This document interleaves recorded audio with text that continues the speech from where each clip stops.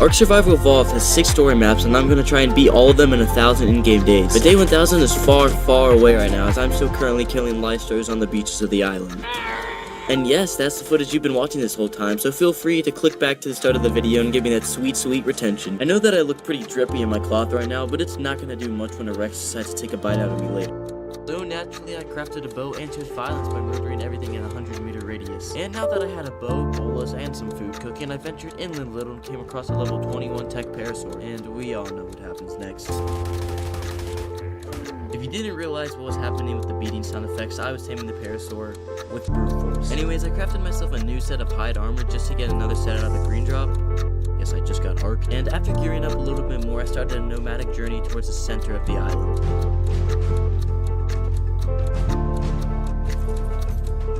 There's raptors in here. 48.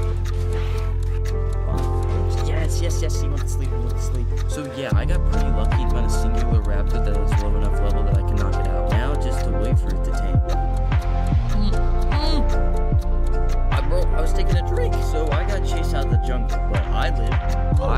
Anyways, I managed to get back to the raptor somehow on foot, and I needed to walk. And now that I had a mount again, I decided to run up the volcano for just 2 pieces of crystal for a spyglass. Playing Ark and not having a spyglass is like pouring milk in the bowl before the cereal. You just don't do it. Oh my gosh, can I open this?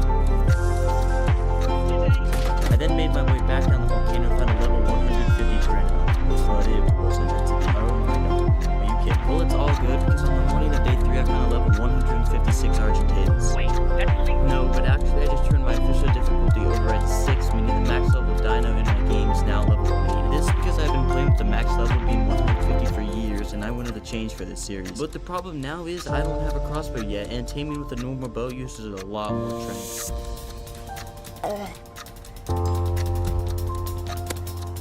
Never mind, I still decided to trank out the RG with a normal bow for some reason. Sweet, he's out. While I waited for the RG to tame, I took down a stego for some prime meat and hide, along with getting scammed by a green drop with a ring. Now I know my loot quality is only set to 2, but that seems a little ridiculous. Anyways, the RG tamed and I named him Big Bird, but I don't have enough resources to craft the saddle yet. Insert bug killing montage here.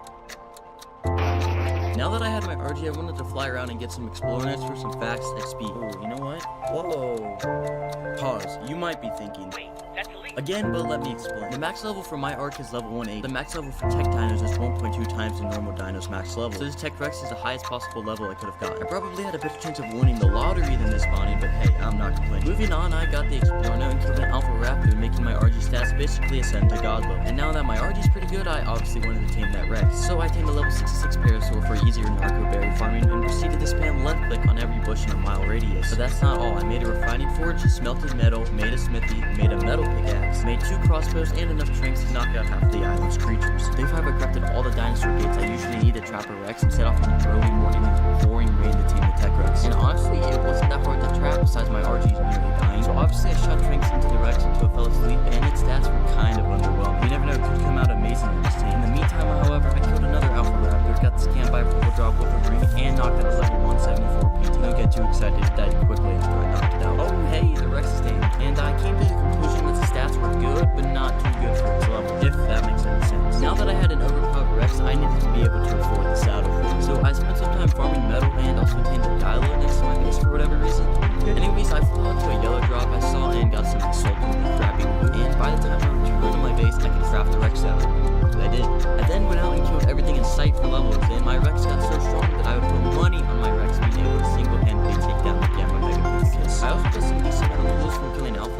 crafted a permanent set of flak at the end of the day. Day 7 started with some good old metal farming, and now with some metal smelting, I decided to take some time to explore the island and look for a new potential base location. Oh, Alpha Rex. And I will indeed come back to fight that Rex later. Anyways, I did some more base location scouting and foreshadowing.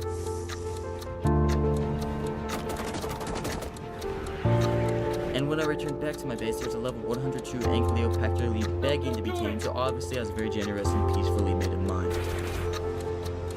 Oh, 168, we're taming that sometime.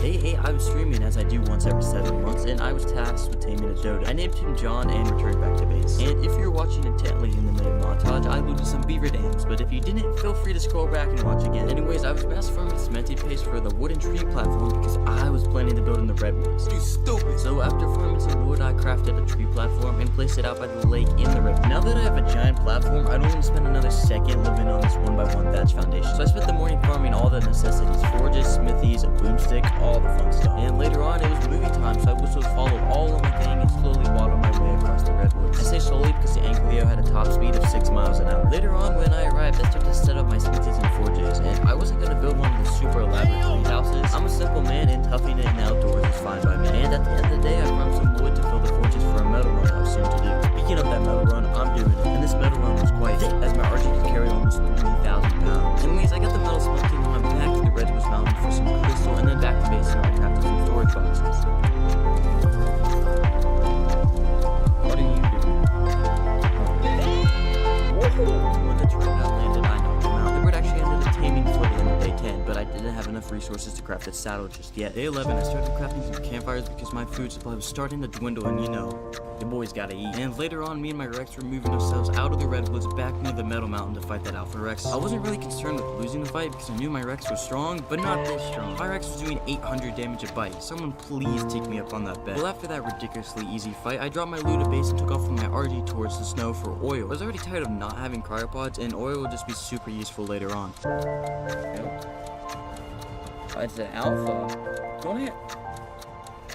Don't I have to kill this?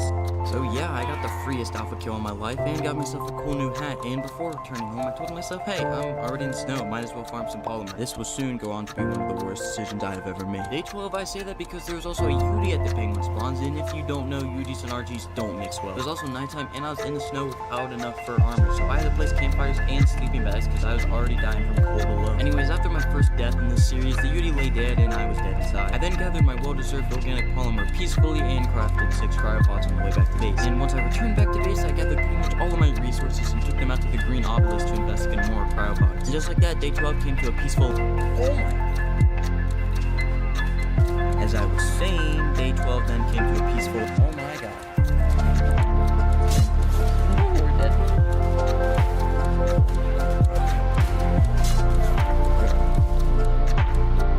Screw this game. Well, day 13 and time to get my stuff back. I tried to get it naked once with my PT, but it didn't go so well. So I took my Rex over to Thyla and made quick work of it. And now that half of my day was taken with me having to get my stuff back, I decided to stay a little bit closer to the base and do some farming. I finally made a fabricator and then farmed a bunch of wood for my forges, and I was already tired of these little dinky forges, so I wanted a big one. I had almost all the resources, it was just the cementing paste I was hindering. And since I can't find any cementing paste in beaver dams right now, I shifted my focus towards a frog. Frogs, commonly known as bees or foes, harvest cementing paste when they kill bugs, and I live right next to the swamp cave, aka Bug Central. So I farmed narcotics and a 1x1 trap and spent 17 years looking for a level above 80 and finally found a level 156. 156 for taken, and frogs are fairly easy to trap and tame. If you're good at the game, that is. The frog tame, and I spent a few minutes leveling up before returning to base, crafting scuba and committing mass genocide against the swamp cave's bug population. Day 15. Dude, where is day 15? Well, from the looks of it, on day 15 I got enough cementing paste and obsidian for the 400 polymer I needed to craft the industrial forge.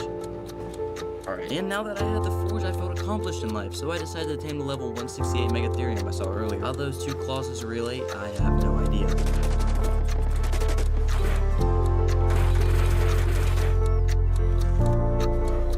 The Megatherium stats came out okay, I guess. I named them Sid and returned to my base. And then I proceeded to farm an ungodly amount of cementing paste. Why?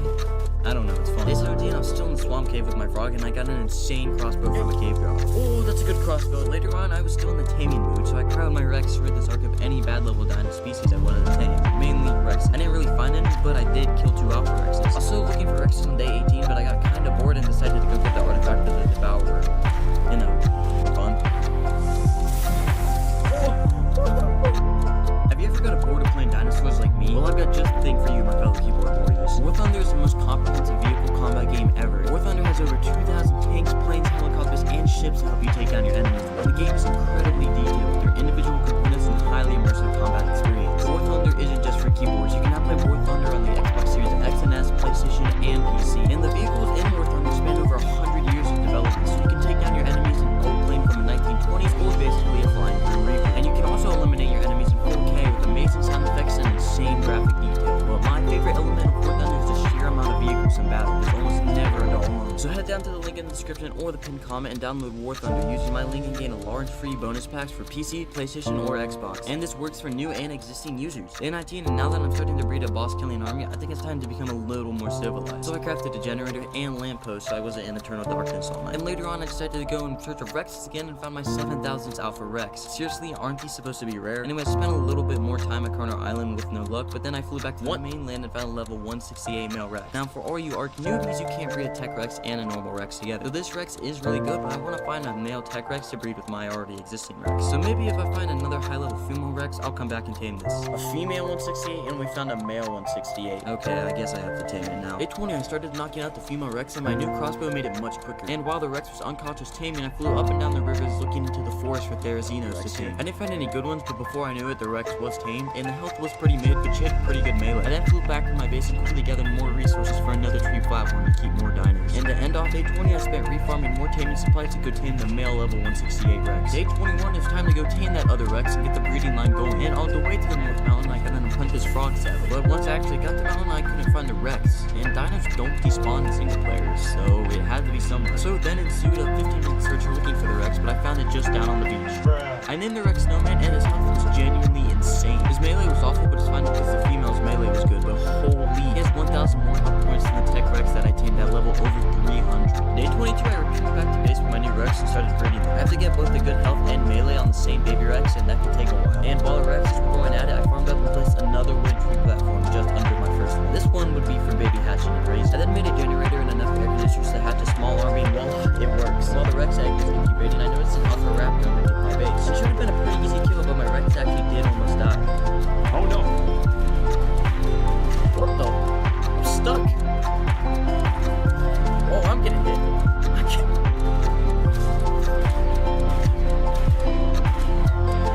This is not good. Okay, my Rex is turning.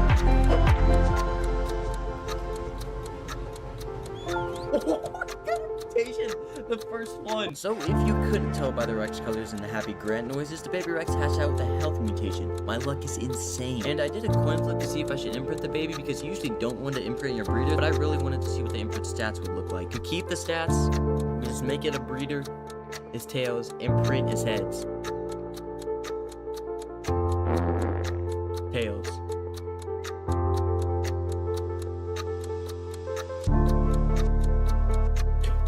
Looks like we're imprinting, and let's just say I'm gonna have a good boss killing army. Day 23, I connected the top tree platform with my main one, and then I went on a search for either Theries or a Megatherium to tame. And I found a level 144 Thery towards the end of the day. For those who are watching day 24 live, you guys know today was a pain. I knocked out the Thery and decided to keep flying around while I was taming, and I found a level 18 Dodic I wanted to tame. So I knocked it out, and then remembered Theries need narcotics when they're taming or they're gonna wake up really fast. Oh my gosh, I forgot Theries wake up super fast. We gotta go back. So then entered a frantic fly back to the Thery, hoping it wouldn't wake up before I got back. And luckily it didn't, but I had to sit there gathering and force feeding the Thery narco berries to keep it asleep. Ark can be a fun game, but most of the time it's stressful. I logged back in on day 25 because I needed to take a break because of day 24. Anyways, I was flying back to my base when the first Thery I see is at level 162.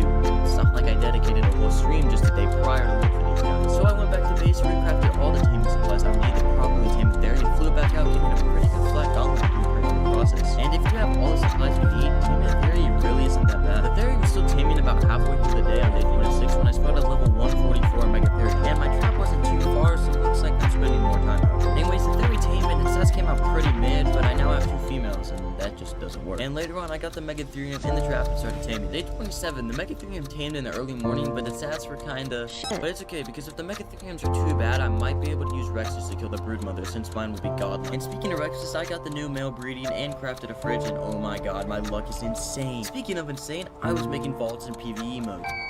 Anyways, I did some farming and my first baby Megatherium was born. The stats were less than pleasing, so I quickly executed it. Day 28, I was out by the volcano and surrounding mountains farming metal because I was basically all out of it after crafting just 3 vaults. Day 29 started off great. Oh my god. But what I was actually doing flying around the redwoods, I was looking for a Thyla to tame. Thylas are really good for caving and they do way too much damage. And later on I found a level 114 and trapped it. Anyways, the Thyla tamed and I gave it an interesting name. And Thylas are one of my favorite tames, so I took it for a spin, getting the artifact of the pack in the process. And honestly, I've played this game for so long and caves aren't really a challenge anymore. I can't really remember the last time I died in a cave called... Okay, day 30 I had to walk myself home because I came to the cave on a Thyla and I didn't bring a cryopod bird suit. And when I got back to base, I set my sights on making troughs to feed my baby Rexes I was about to hatch. I killed some local plebs for their meat and then hatched 5 baby Rexes. And I didn't really know what to name them, so I just started naming them after our YouTubers. And I spent the rest of the day at the base raising the Rexes because I did not want to miss any imprints on them. On day 31, I had 3 Rexes basically glitched off the tree platform so they would drop their fertilized eggs so I could easily see them and then gather them. Anyways, I farmed store meat and crafted an industrial grill to keep myself fed. And later on, I found myself in this swamp cave trying to gather more cemented discs, but that trip was short-lived.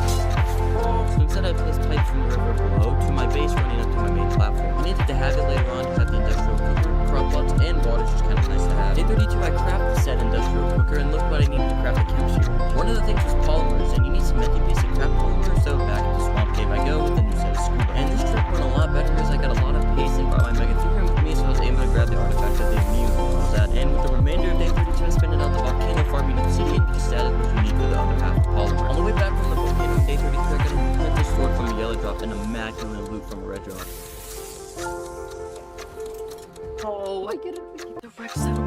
But I did craft the Thyla saddle when I turned the base, and the rest of day 33 and 34 spent being a single father to an army of baby killing machines. Day 35 was almost all spent baby raising as well, but I said to go out and lower the local tech dino population because that was a pretty easy way to farm electronics. And I needed these electronics for the chemistry bench, which I crafted. And it's nice to know I can now craft drugs and become a drug lord like this man, or just tame dinosaurs with them. While I had some baby Megatheriums raising on day 36, I knocked out and tamed a level 54 Bronto for easier berry farm. And business was going to be good with this type of production. Day 37, I was doing all this farming for crop plots to fund my veggie cake business. I then crafted myself a pooper and took one too many laxative to fuel my crops. And before the end of the day, I tamed myself an itchy because it's about time I go underwater. And with my itchy, I went back to basic craft scuba, then returned to the ocean to go underwater. More specifically, the easy underwater cave.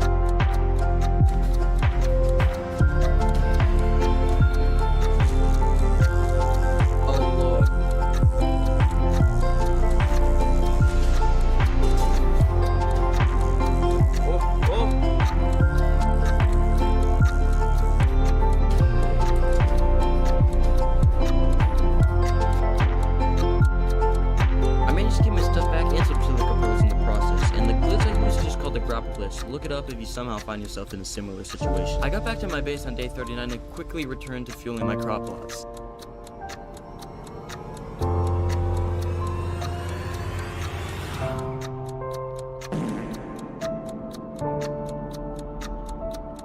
I then crafted 8 tree sap taps and put them around my tree because you need sap for veggie cakes. And speaking of trees, I made another tree platform. Day 40 I was just lining up and leveling Rexes, and it wasn't that entertaining, so here's a picture of my cat instead. I had a few good female Megatheriums on day 41, so I would soon have an army of giant sloths. And later on, I collected some sap that I had gathered and farmed some flint and stone for spark powder. And by the time I returned to my base, there was a few little baby Megatherium babies waiting to be claimed. And I closed out day 41 with crafting stimulants for veggie cakes, cooking medical brews, and imprinting the Megatheriums. That batch of Megatheriums were fully raised and imprinted by day 42, and I thought it was about time to start power leveling my dinos. So I flew around the island's beaches and eventually found a Lyster to tame because they give double experience boost to dinos. And on the way back to my base, I spotted some little monkeys and just had to tame them. Anyways, I returned to my base and threw the Lyster out of the cryopod and started incubating some Rex eggs. I bet you can tell where this is going. It may get me sent to hell, but killing babies gets great experience for my Rexes. I'm still leveling my Rexes into the early morning of day 43, but all that changed when I spotted a purple drum, and I love getting garbage loot from drops. I was really starting to look out for more drops because I was going to need a saddle blueprint very soon. I've now just leveled about all of my boss Rexes so I can do the Megapithecus boss pretty soon, that is, if I get all the necessary tributes. So I crafted some Trinkeras from one of the dinos I needed and set out. I mainly took down Spinus for the majority of the day, but I did tame an Otter. Yes!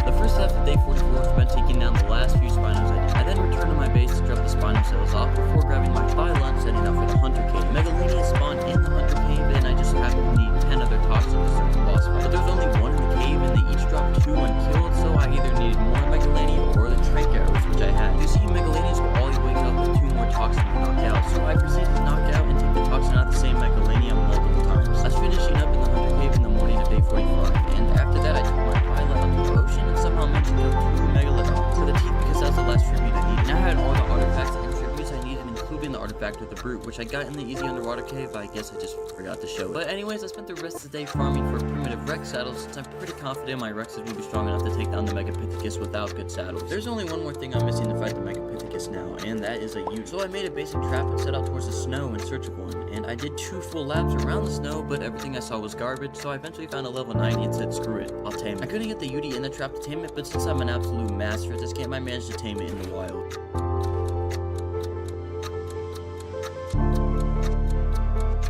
Oh, he's drowning. He's drowning for sure. Oh my god. I was waiting for my Yeti to tame on day 47 when I got into a bit of a scuffle, but don't worry, I've got everything under control. But later on, the Yeti tamed and I flew back to my base, and when I returned, I made the Yeti a saddle and obviously power leveled it. So now that I have everything I need, I think it's about time that I go fight the boss. But one problem, I decided that I wouldn't enable PvE mode in the series and get rid of cryopod timers, so I can either wait 17 years to throw out each Rex at the obelisk or walk them all the way to the obelisk. And I stupidly chose the second option.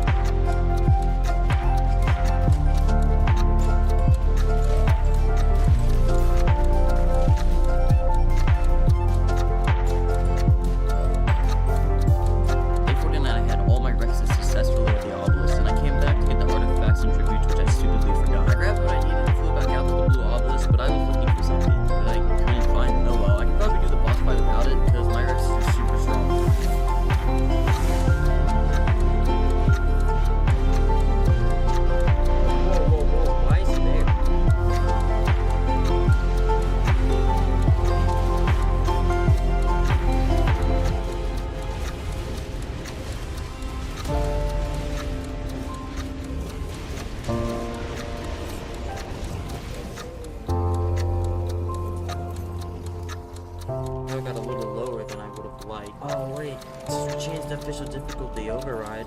The bosses are a little bit harder than I remember. So yeah, if you couldn't tell, 1, I lost my Yeti on the way and couldn't find it, and 2, the bosses are all harder since the official difficulty override is now 6. This could make the dragon and broodmother way more harder than they already are. Well, at least I have a cool new flag now. Anyways, I crowded up all my Rexes from the obelisk and brought them back to my base. The Megapithecus didn't really go as well as I wanted it to, but I got it done, so it's now time to set my sights on the broodmother. Thus, I raised a few more Megatheriums for the rest of the day. I began day 51 with crafting a few primitive Megatherium saddles. I was gonna start taking my Megatheriums into Swamp Cave to level because it's just as good, if not better, than killing baby Rexes. And not to state the obvious or anything, but cleaning out the cave with an imprint to Megatherium is a breeze. And I also got an insane RG saddle while I was at it. Day 52, I decided to do some more splunking, but this time caves that I haven't explored yet. I had my Thylon and went out to the artifact of the Clever Cave in the mountains, and this cave is stupid easy. If you know what isn't easy, the Lava Cave. It's more just annoying than anything. Although, that's lava. I guess that's kind of the theme of the cave, though. The morning of day 53 wasn't really that noteworthy, but the second half, yeah boy. I tamed a level 168 Itchy and then started taming a level 168 Basil. I didn't finish the tame on day 53 because I can go to school, work out, pet my cat, and get a full night's rest between the time of the first feed and the second feed. Day 54, I fully tamed the Basil and spent the rest of the day just standing around my base. I was probably just watching YouTube or something. Well, day 55 was a lot more productive. First bringing out my inner beekeeper and stealing the honey from all the local bees. I needed the honey for veggie cakes and I pretty much had everything else to craft, so I pretty much spent half the day gathering honey only for 20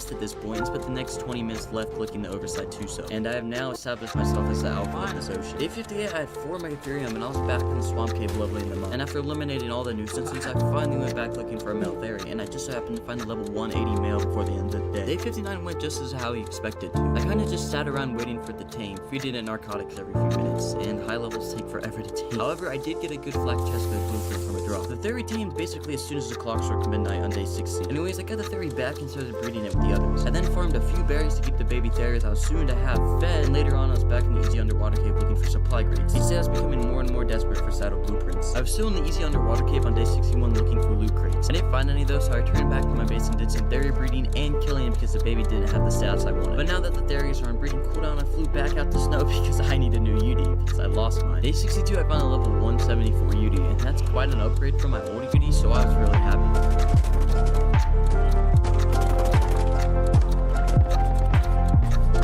I named the UD lost because I lost my other one and then returned home. I crafted more gravels on day 63 because I needed more honey for veggie cakes. No!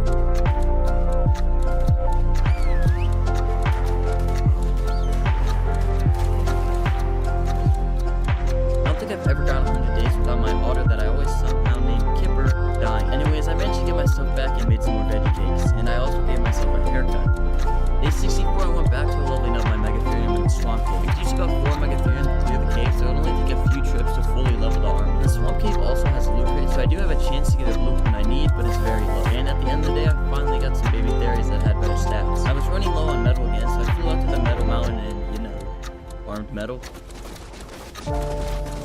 And for the rest of the day, I was back working with my fairies. I was out in the volcano in the morning of day 66 farming crystals specifically for a tech replicator. But I still need more black pearls to craft a replicator, so you guessed it, I had to go underwater again. And I actually managed to take down 2 Tusos in the same alpha mosasaur 3 times. Because the first 2 times my power shut off because my PC was drawing too much power. I returned to my base on day 67 with all my loot and kinda just sat around waiting for my metal to smelt so I could actually craft the replicator. Day 68 and I just realized I haven't done a montage yet. Well, sit back, relax while I play Ark and get Ark.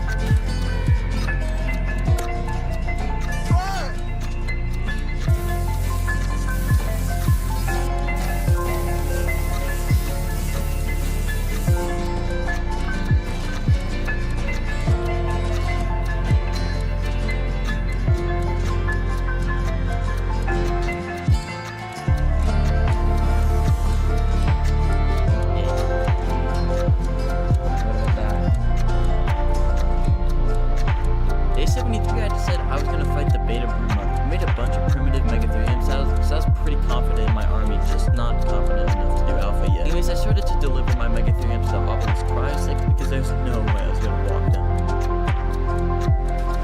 I heard about all the tributes except I needed a few Sarker skins, so I killed a few of the crocs and then grabbed all that I needed for the boss and set out to Greenopolis. My Megatheriums were almost all awake by the morning of day 74 and I had a plan for this boss fight. I was only gonna give half of my Megatheriums veggie cakes as sort of an experiment to see how they hold up against the ones with no cakes. And once my army was all awake, I started the beta boss fight.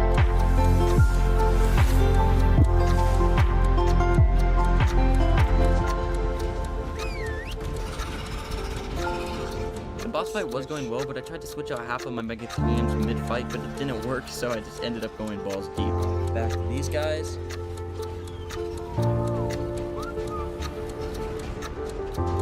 Alright, is the switch gonna work? Oh, no, it didn't. Okay, I'll just put it back on neutral. I only lost 1 Megatherium during the fight, but a few others were at pretty low health. But I think if we get some better saddles and veggie cakes, alpha should be pretty easy. Oh my god, I saw it coming from a mile away. Day 75 and 76 I'm gonna group together because I just spent it racing baby theories and leveling them. And also, did I mention I found my old UD? Turns out I got stuck right under my base in some ruins, and it took me like 20 days to notice this for some reason. I was still racing theories into the morning of day 77, but I decided to grow a pair and go into the ice cave. I needed the artifact of the strong that was in the ice cave, and also some drops that have a chance of spawning in there, so I have a chance to get a saddle blueprint.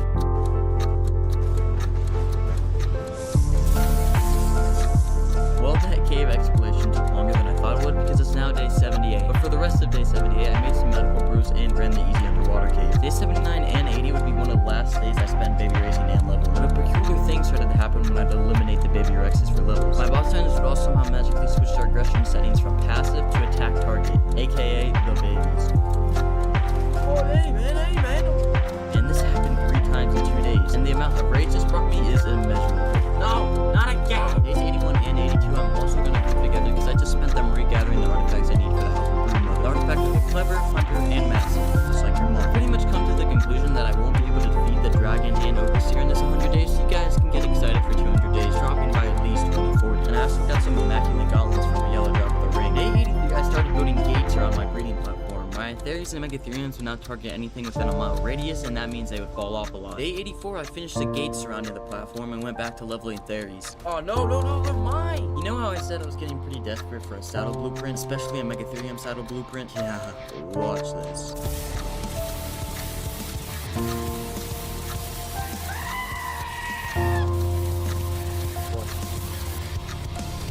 Day 94, I first delivered my Megatheriums back to the Green Obelisk so they would have a little time to wake up. And then I returned back to my base and grabbed all the artifacts, a UD, and a Rex. I don't know why I didn't do this all in one trip. Days 95 through 97, I did the thing. Day 98, and I was pretty much ready for the boss. I had crafted a lot of veggie in between that drop hunting montage. I was trying to plan ahead for my next 100 days to get a beehive to produce me some passive honey, but I couldn't get the bee to come out of the hive when I broke it. I was probably just doing it wrong. Day 99, and about half of my Megatheriums had 10 veggie cakes, and my plan was to whistle half of them on the front side of the brood mother and then walk the other half around to its back side so it's getting hit from all sides.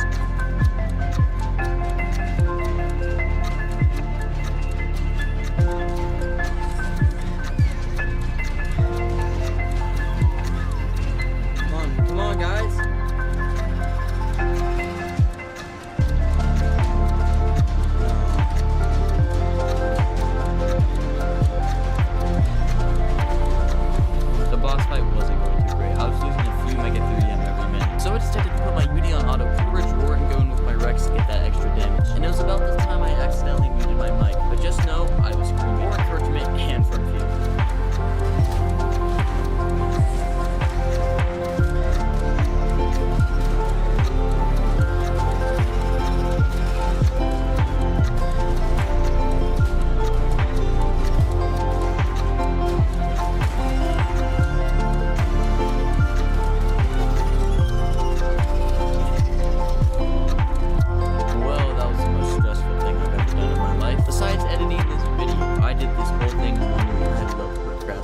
Day 100. Bye. Day 100, not 101 because I logged out as soon as it hit day 100 last time. And at first I just walked around my base making notes of what I had done and what I needed to do. And one of the things was to farm metal. So I flew off with my RG and Cleo and farmed all the metal there was to farm on the Redwoods Mountain. And that was pretty much it for day 100. Day 101 I was looking for what I needed to craft tech items later on, and I realized I'm gonna need a lot more black pearls. So I farmed myself a bunch of scuba tanks and then set out on my itchy looking for Tusos to kill. And of course the first one I find is the alpha level 132 that I have no way of killing right now. So I kept looking and quickly found a level 144 Tuso that's too good to kill.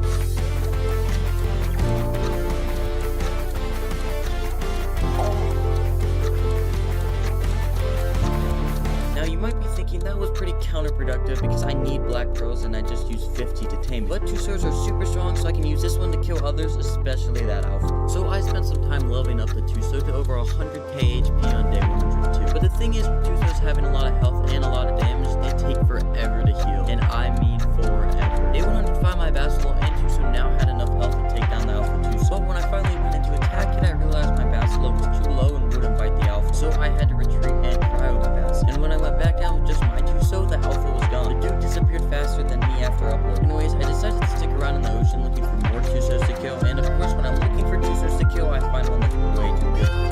Bro. So day 106, I returned back out to the northeast part of the ocean with Tuso taming gear, once again using my frog as a sacrifice. And after clearing out all the random plebs around the Tuso, it's pretty easy to tame just like last time. Sadly, both of my Tusos are male, so no squid breeding just yet. Hey, remember how veggie cakes require honey to craft and I need a lot of veggie cakes? Yeah, so I spent the whole day flying around inviting all the beehives I could find, hoping one would have a queen bee in it. thing. But not a single one did.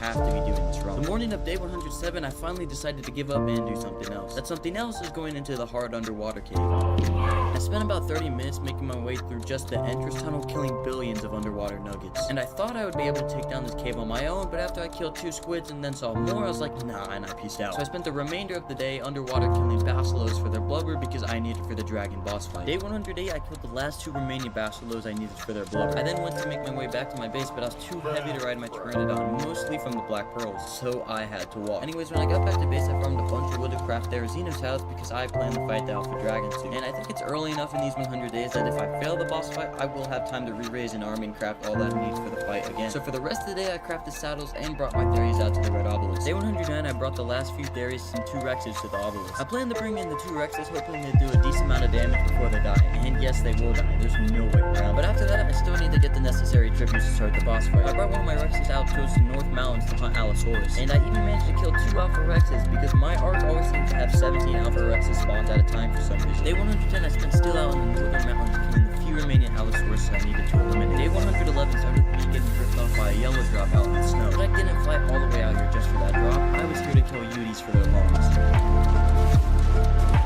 And at the end of the day, I returned back to the ocean with my Tuso in search of a female Tuso to tame and start an army. And I figured I need a few Tusos to successfully complete the hard underwater game. And being able to breed some in a safe environment rather than taming sounds a lot better than me. I was still underwater on day 112, more specifically venturing into the easy underwater cave. And now I can run this cave with a tiny dolphin, so I had no concern going into the cave with my Tuso that has over 100k HP and 700 mil. But since Ark is an immaculate game, I somehow managed to get pinned up against the wall where I was unable to hit the mantis, jellyfish, and alpha megalodon that were fighting. But somehow after the 3 most stressful moments of my life, I managed to escape the death trap.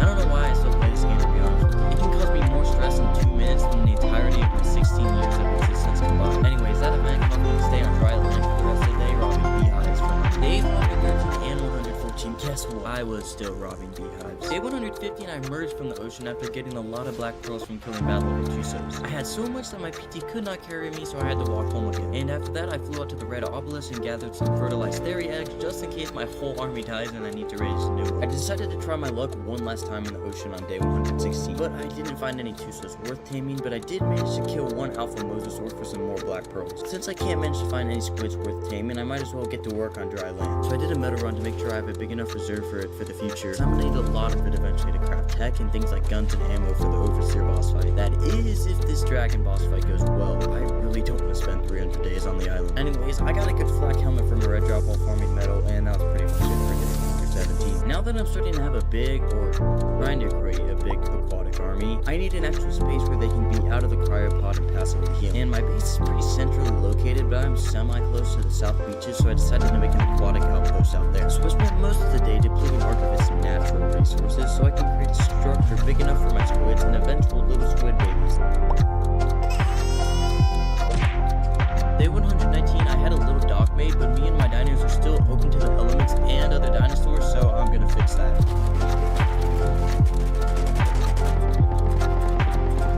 Well, that took way longer than I thought it would. Anyways, on day 123, I crafted myself some more long neck bullets and farmed some more metal. I'm kind of addicted to being rich in a dinosaur game. Day 124, and I'm back in the ocean. Okay, I'm tired of this, and you're tired of this. So I'm finally gonna suck it up.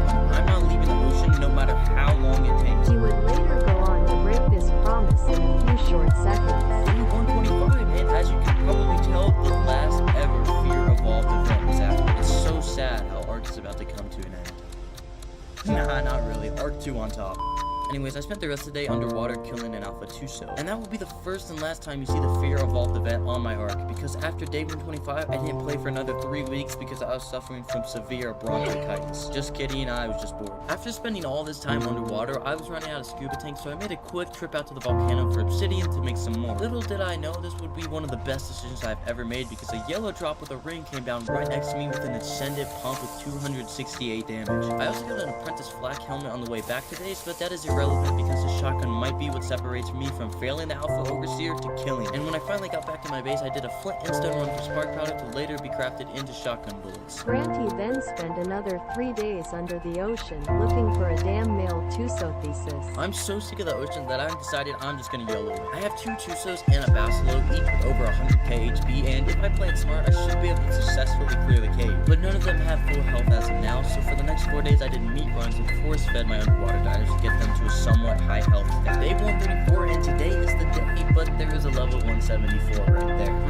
I'm gonna have to tame that just to see if the stats are substantially better than any of my current theories. Anyways, I threw out all of my squids and my Basilo and swam them to the entrance of the underwater cave and began the permanent eviction of the cave's inhabitants.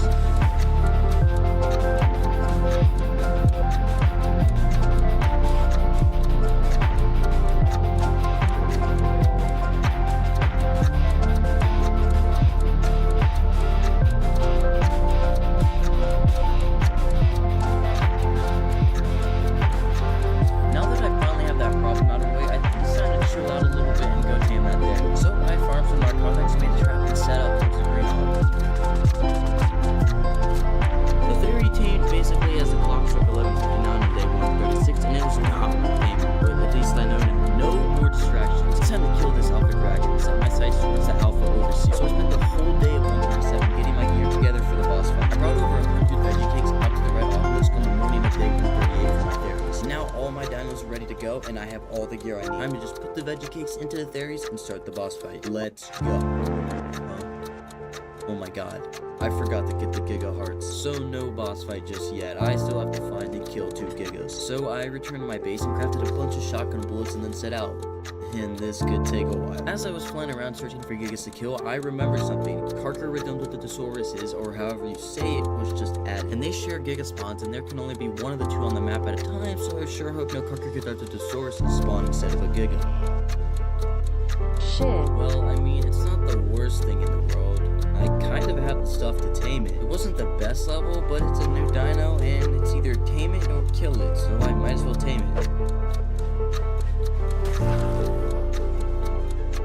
Well, that wasn't really supposed to happen. Okay, now that I have sleeping bags down, if that happens again, I should be okay. And this Carcharo must have genuinely hated me because it took the whole day of me just feeding the body so I could ride it, then tame it. But when I did get on it, it got much easier.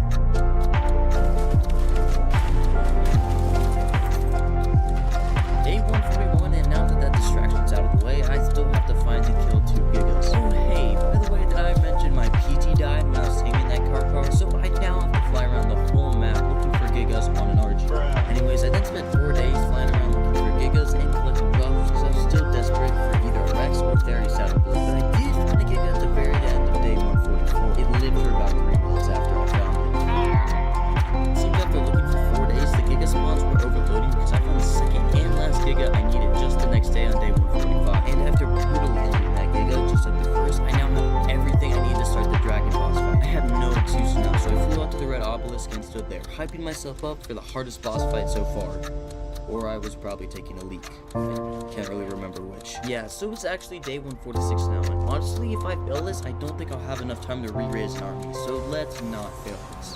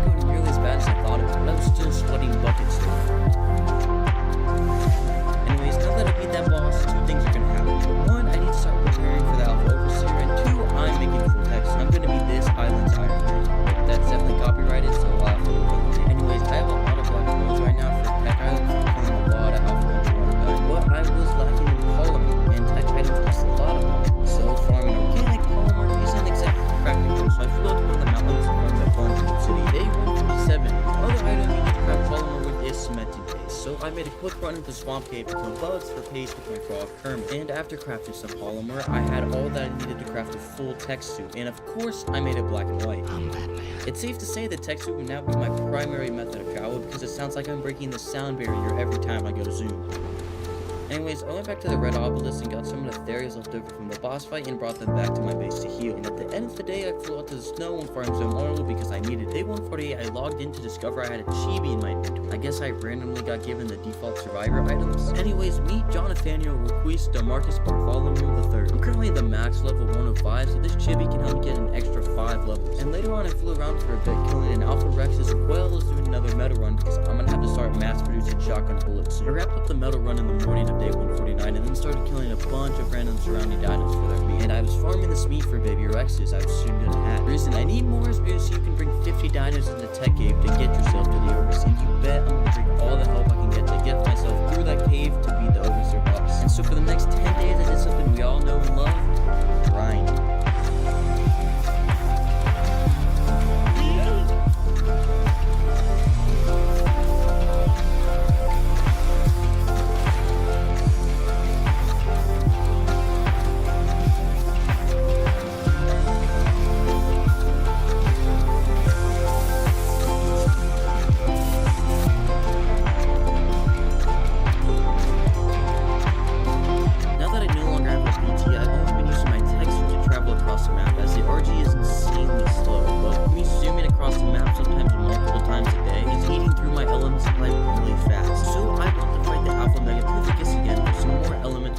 Enough for the rest of my time spent on the island. But I need to gather a few tributes for the boss, and one of them being Spinosaurus. So I spent the rest of the day flying up and down the island's rivers killing Spinos. The boss preparation grind continued on day 161 with me finishing up killing the last few Spinos I needed. And I then gathered my Rexes I would use for the boss and brought them out to the Blue Obelisk so they could have some time to wake up from cryo sickness. And that was pretty much it for day 161. Pretty uneventful. Staying on the topic of being uneventful, day 162 was spent waiting for the Rexes to wake up. I'm pretty sure I was just watching YouTube and feeling lazy. But by the end of the day, all the Rexes were awake and ready, so I started the boss fight. Now, I've already shown this boss fight in the previous 100 days, so I'm not going to make it an epic montage like I normally do, but a mean montage. Yeah, boy. Locked and loaded. You picked the wrong house, fool! No, don't do it!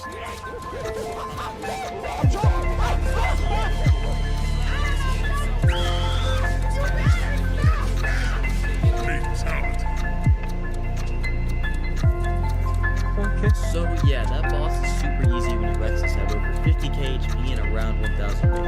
And when you bring a Yudi like you're actually supposed to, it's even easier. Anyways, I spotted a few yellow drops and red drops on the way back to base, so I collected those, but there wasn't really anything good. And now that I have 220 more element, it should be enough to keep using my tech suit for the rest of these 100 days and to use for the tech cave. Speaking of the tech cave, I have to figure out how to get 50 dinos into the door within 5 minutes. So, and if you've ever seen the entrance to the tech cave, you should know it's not exactly the best place to walk your dinos through. So I wanted to try something. I thought that if I could put a bunch of rafts with lava, my dinos could just stand on the rafts and basically have a floor beneath them. I didn't really know if it actually worked, but it did.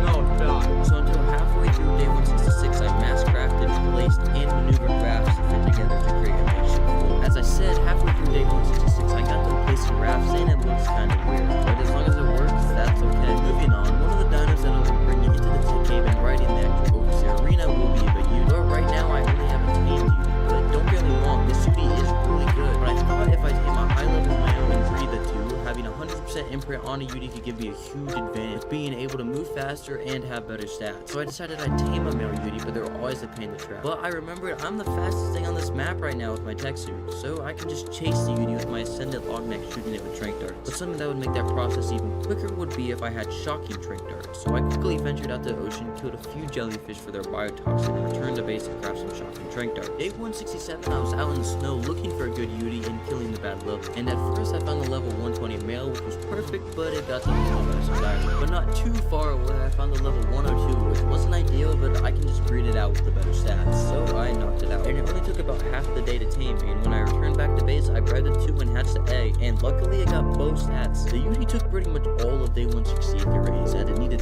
3 imprints instead of just 1 for Rexes. And I also leveled it, with of course, baby execution. The next 4.5 days were spent drop work. I know it seems like a very common theme in the series, Therius, and I don't like it either. But if Ark would just give me a Rex and Therius Saddle blueprint instead, this could all be over and I could be raising a Dodo army instead for whatever reason. But they don't even have to be good. Anything is better than primitive. I'm still drop hunting on day 173, but the turkey trial event just became active. You can really see how long this took for me to record because the Fear of Fall event and the turkey trial event are a month apart. But with the turkey trial event came super turkeys. These little guys drop wish modes when killed for either cosmetics or Dodo Rex. But the problem is they're called super turkeys. They have tons of health, do tons of damage, and for some reason take reduced damage. Like, whose idea was that for them to do that? They already have 15k HP. Why do they take 1/10 of normal damage? A Rex that would do 1,000 damage a bite to any other creature would do something stupid like 117 a bite to these little things. And then they only drop like 4 wishbones. 4 wishbones? What? Day 174, it's time to test out if my lava raft invention worked. So I crowded up a few of my Rexes and brought them out to the volcano. And later on I went back to farming for a bit by farming some meat and wood to make into charcoal. For the early part of day 175 I spent farming drops, but later on I did a big flintstone run for spark powder. I wanted to craft a lot of shotgun bullets for the Overseer in case all my dinos died and I had to fly around on a tech suit shooting the Overseer to death. Day 176, it was back to the grind. I was mass crafting gunpowder, farming drops on the surface, and in the easy underwater cave. And while I was flying around collecting drops on the surface, I stumbled across a max level Quetzal. Now, I don't really need it for anything, but you can't really just pass that up, and I still happen to have my shocking trank darts on me.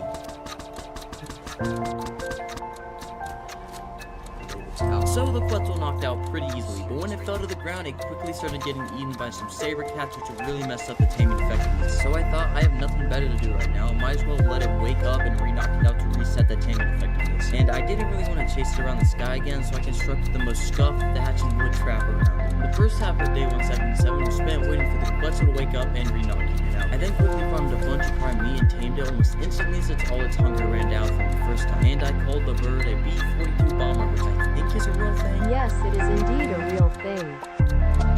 Moving on, I was starting to accumulate quite the shotgun bullet supply. The Overseer is going to stand no chance.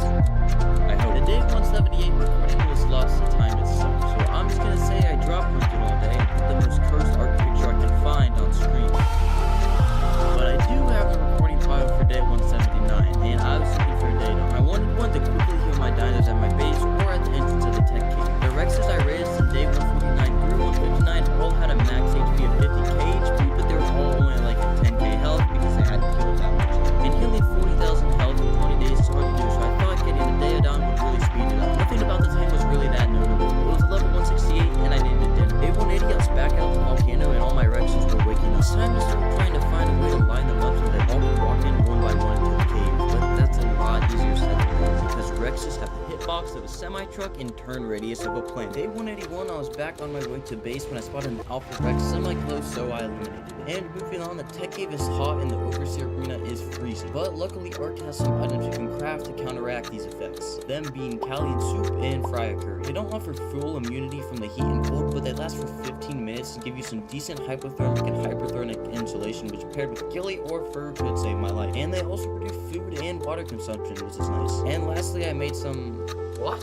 Looks like I left my RG on the floor on task. Probably a good thing I tamed that Quetzal now. I needed to get a few more black pearls for a few tech things I wanted to craft for the Overseer on day 182. Those being a tech Rex saddle to try and knock things into lava and a spare tech suit. So I spent a little time in the ocean killing some Tusos for black pearls, and for the rest of the day I power leveled my Quetzal and flew out to a mountain to farm more obsidian for pollen. Farming with the Quetzal was much slower than the RG, but it had a lot more weight, so I guess it was kind of a trade-off. But after the obsidian run, I went into the swamp cave and farmed a bunch more paste and then crafted tons of pollen. And that was pretty much it for day 183. Day 184, I crafted the tech Rex saddle, super tech suit, and repaired my current tech suit with pollen where I farmed the day previous. And for the rest of the day, I spent it ranging my dinos at the volcano, farming meat, and accidentally fighting super turkeys, with beginning to craft stone structures because I couldn't exactly form a good line on the rafts at least. And sometimes the rafts would glitch and the Rexes would fall through to the lava. I've already lost like 3 Rexes to this glitch. Days 195 and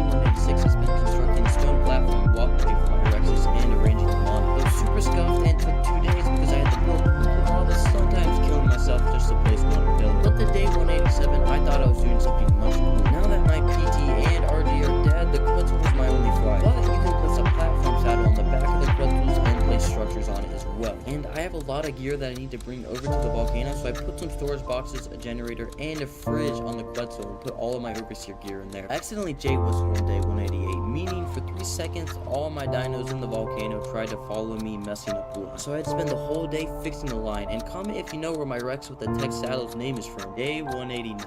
I need you guys to hear me out, please. You know what? Just watch this. I was just trying to move my Rex closer to the Daedon so that I would heal it faster. And since I got killed from mesh protection, my body poofed and I couldn't get my stuff back. So please forgive me, but I had to respawn and all my gear back in. But I tried to get it as close as the original gear I had before I lost it. I'm really sorry, but there's nothing I could do about it. And I'm not losing all my good stuff to something stupid like that. So for the rest of the day, I spent it looking up admin codes and spawning my gear back in. I know, this is a big group of days to put together right before the end, but hear me out. I was pretty much ready for the boss and didn't really have anything else to do except crafting to my Rex's saddles, who didn't have any at the time. They were primitive, but it was better than nothing. But as I said, I've kind of done everything there is to do on the island, so I kind of just stood around waiting to do the boss. Day 198, and let's just get into it. I was streaming this fight as it was my first time doing that Alpha Overseer, and I figured my viewers could probably give me some help. But no more messing around. It's time to make my way through this cave, kill the Overseer, and ascend off the island. Let's do it. Alright, let's send it.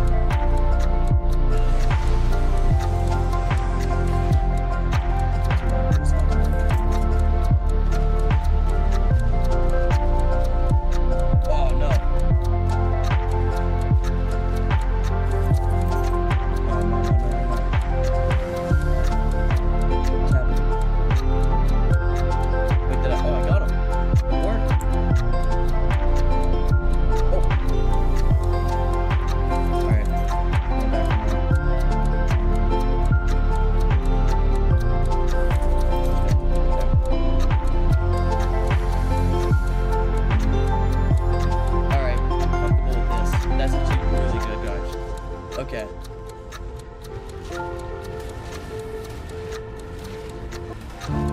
Figured it out.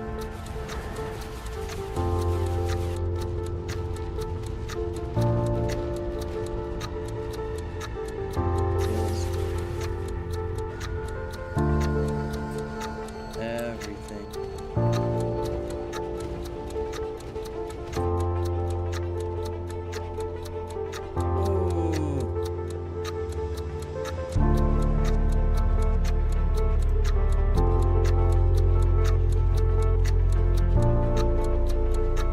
Sprint, they shouldn't fall into lava. They should be able to.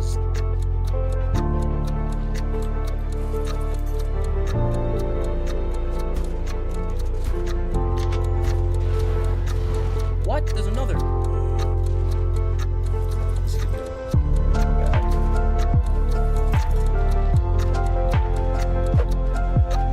Oh, it worked.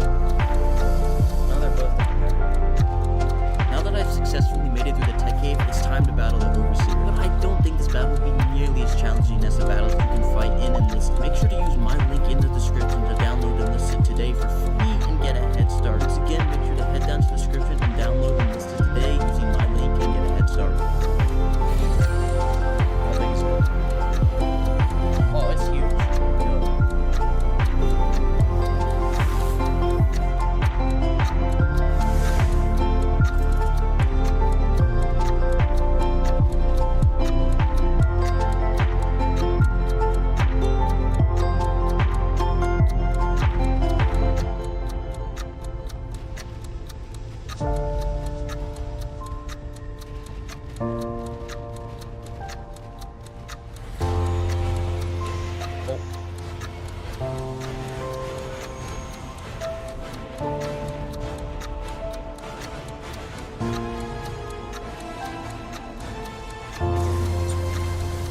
Yeah.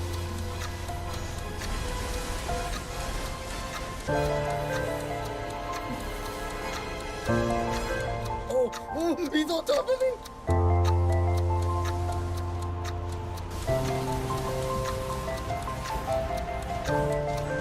No thanks. Can I move?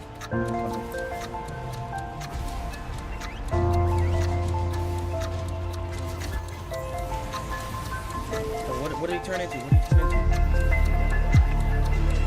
Monkey.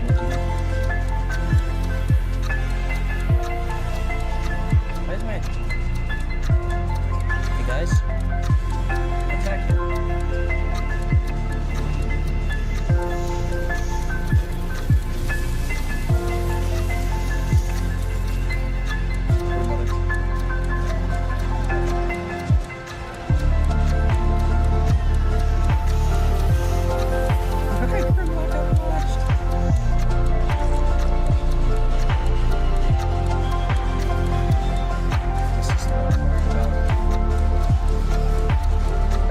Yes, yes, yes, yes.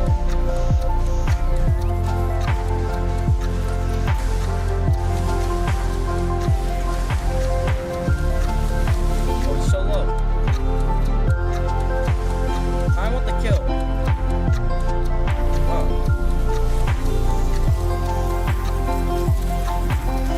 That was like really easy. Like nothing died.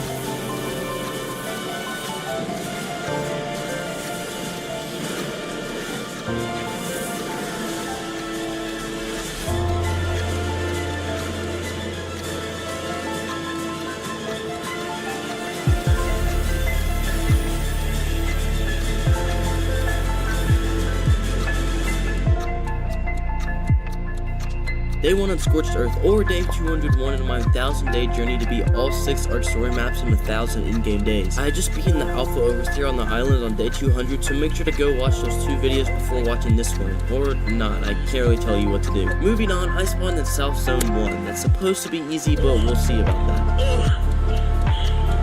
Yep. Back in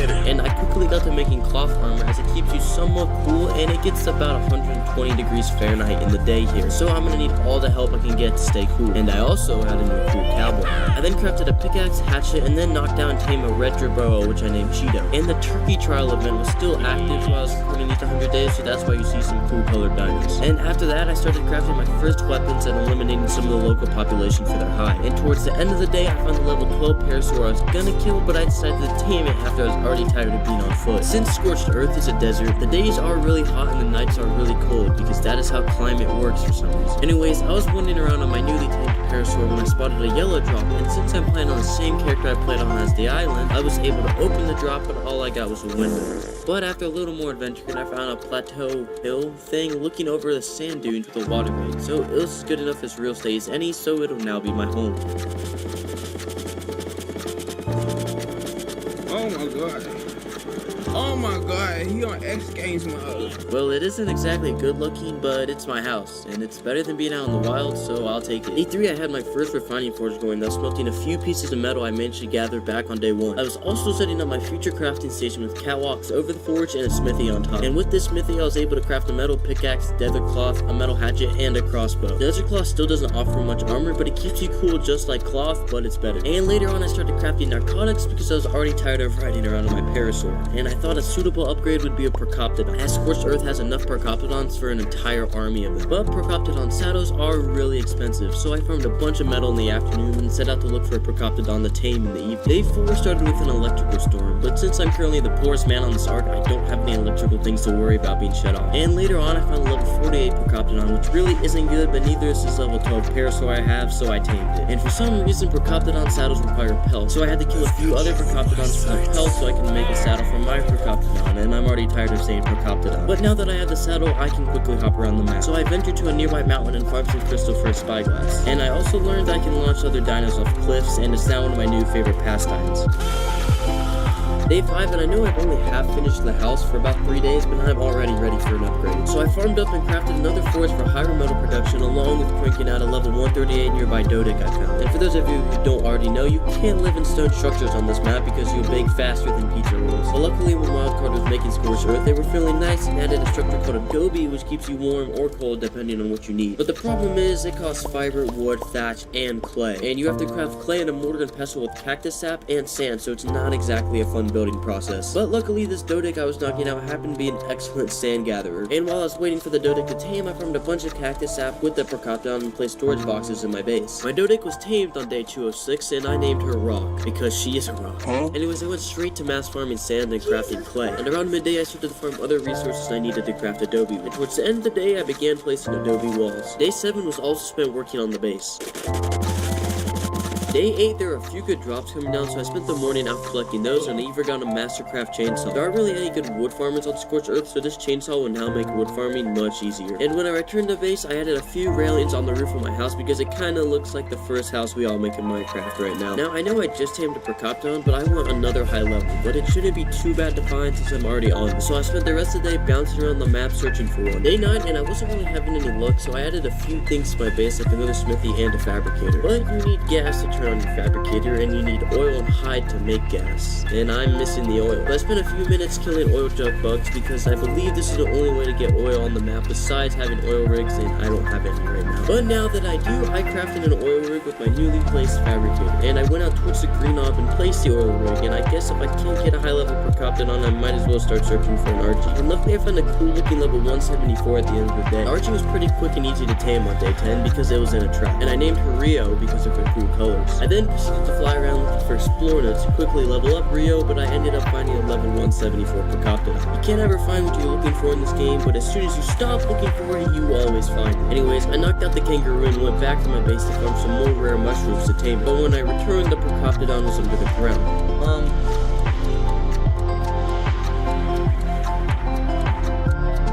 What? And I don't care that I use Ghost here. I should be able to tame it normally, but it legit just goes under the floor when I leave for 5 minutes. I swear if R2 has the same glitches. Day 11, the kangaroo was mine, and a few good drops were coming down around the map, so I decided to grab them on my new tame.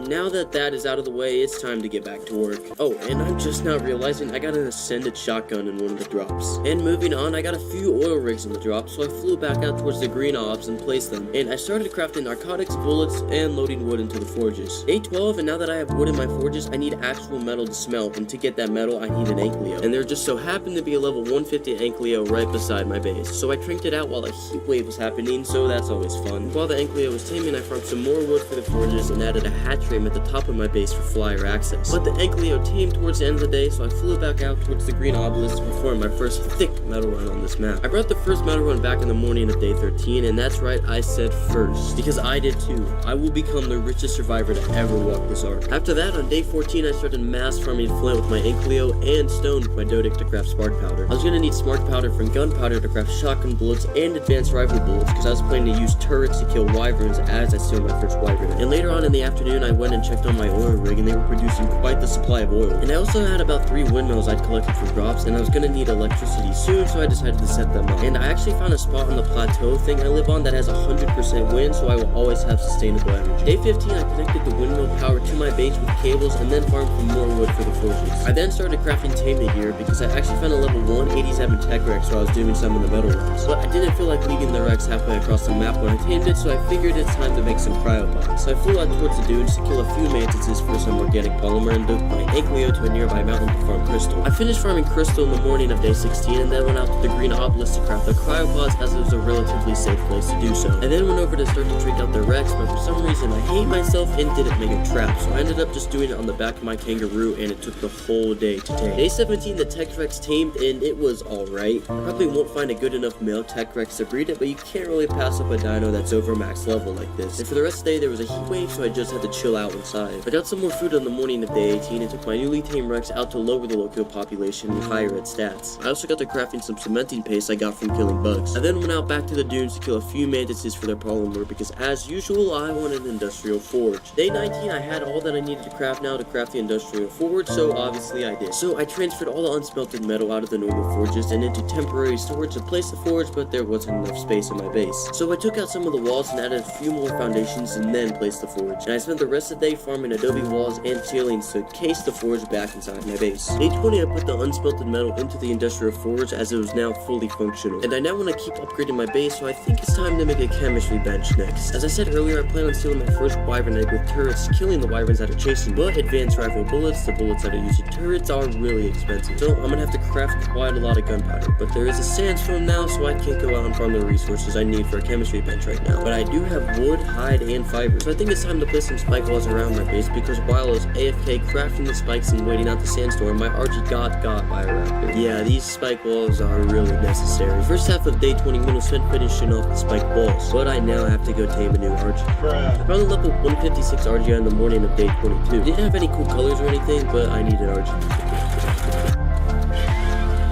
And as soon as I returned to my base with my new bird, it was a heat wave in the middle of the day, so temperatures were like 150 degrees Fahrenheit, so I had to AFK in my base and waited out till it was over. The first half of day 23 was spent leveling my new RG by getting explorer nodes and killing mantises. And later on, I added a few windows to my base and crafted a chemistry bench along with 2 fridges. I know that I've only been playing permanent for about 25 days now, but man, did I miss the luxuries of having industrial structures back on the island. Day 24, I stayed with the theme of upgrades by crafting 4 vaults to replace my storage boxes. And after that, I crafted an industrial cooker, so I now have pretty much all that I need for these 100 days on day 24. And if you haven't guessed it already, Scorched Earth is a really easy map in my opinion. Maybe just because I'm the best Ark player ever, or that there isn't enough content or danger on the map. But if I really wanted to, I bet I could beat the map by day 50. Day 25, I actually spotted level 162 female RG. So if I tame this, I could have an imprinted baby RG. And since I'm probably going to be stealing a wyvern egg on an RG, being a little bit faster and taking some less damage would help. And there was a sandstorm while I was taming it, but luckily your boy comes prepared and I had a tent. And the RG took about half the day to tame, but when I got back I realized I don't really have any place to hatch the eggs, so it's time to build a hatching area. And I went with the classic triangle foundation hexagonal design. I think that's a hexagon, and I don't really know. I didn't do too well in geometry class. I also added this railing barrier to the back of the hatching area, so when I kill baby rexes to power level my dinos, they cannot escape their imminent doom. And then I added a metric load of air conditioners because wyvern eggs need about 10 million of them to even think about hatching. But moving on, I hatched the RG the egg, and luckily it came out with a good weight stat, and I spent the rest of the day raising it. I farmed more wood for charcoal in the morning of day 27, and then I got to crafting the structures I needed to hopefully safely get a wyvern egg, including 3 turrets. Hopefully that's enough. It wasn't enough! It wasn't enough! Day 28, and I now have everything I need to successfully get a wyvern. So I flew out towards the wyvern's car on the side of the map, and there was an electrical storm as well, so hopefully that's not a bad omen or something. But first I actually forgot the generator and cables that turned the turrets on, so I had to fly back across the map and get them. But anyways, I got back to the scar with all my stuff I needed for the second time and set up the turret box, and the rest was history.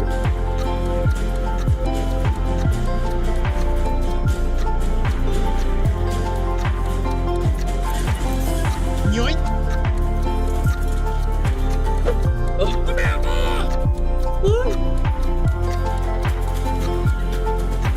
Turrets, please, I beg of you. It wasn't enough! It wasn't enough!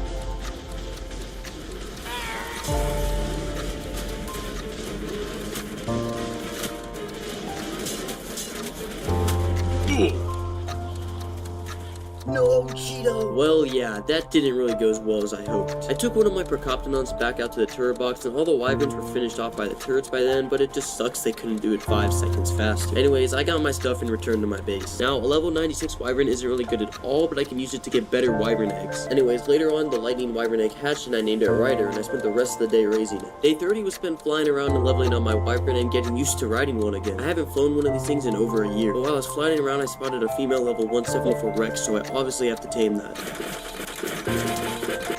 I need this thing to go to sleep.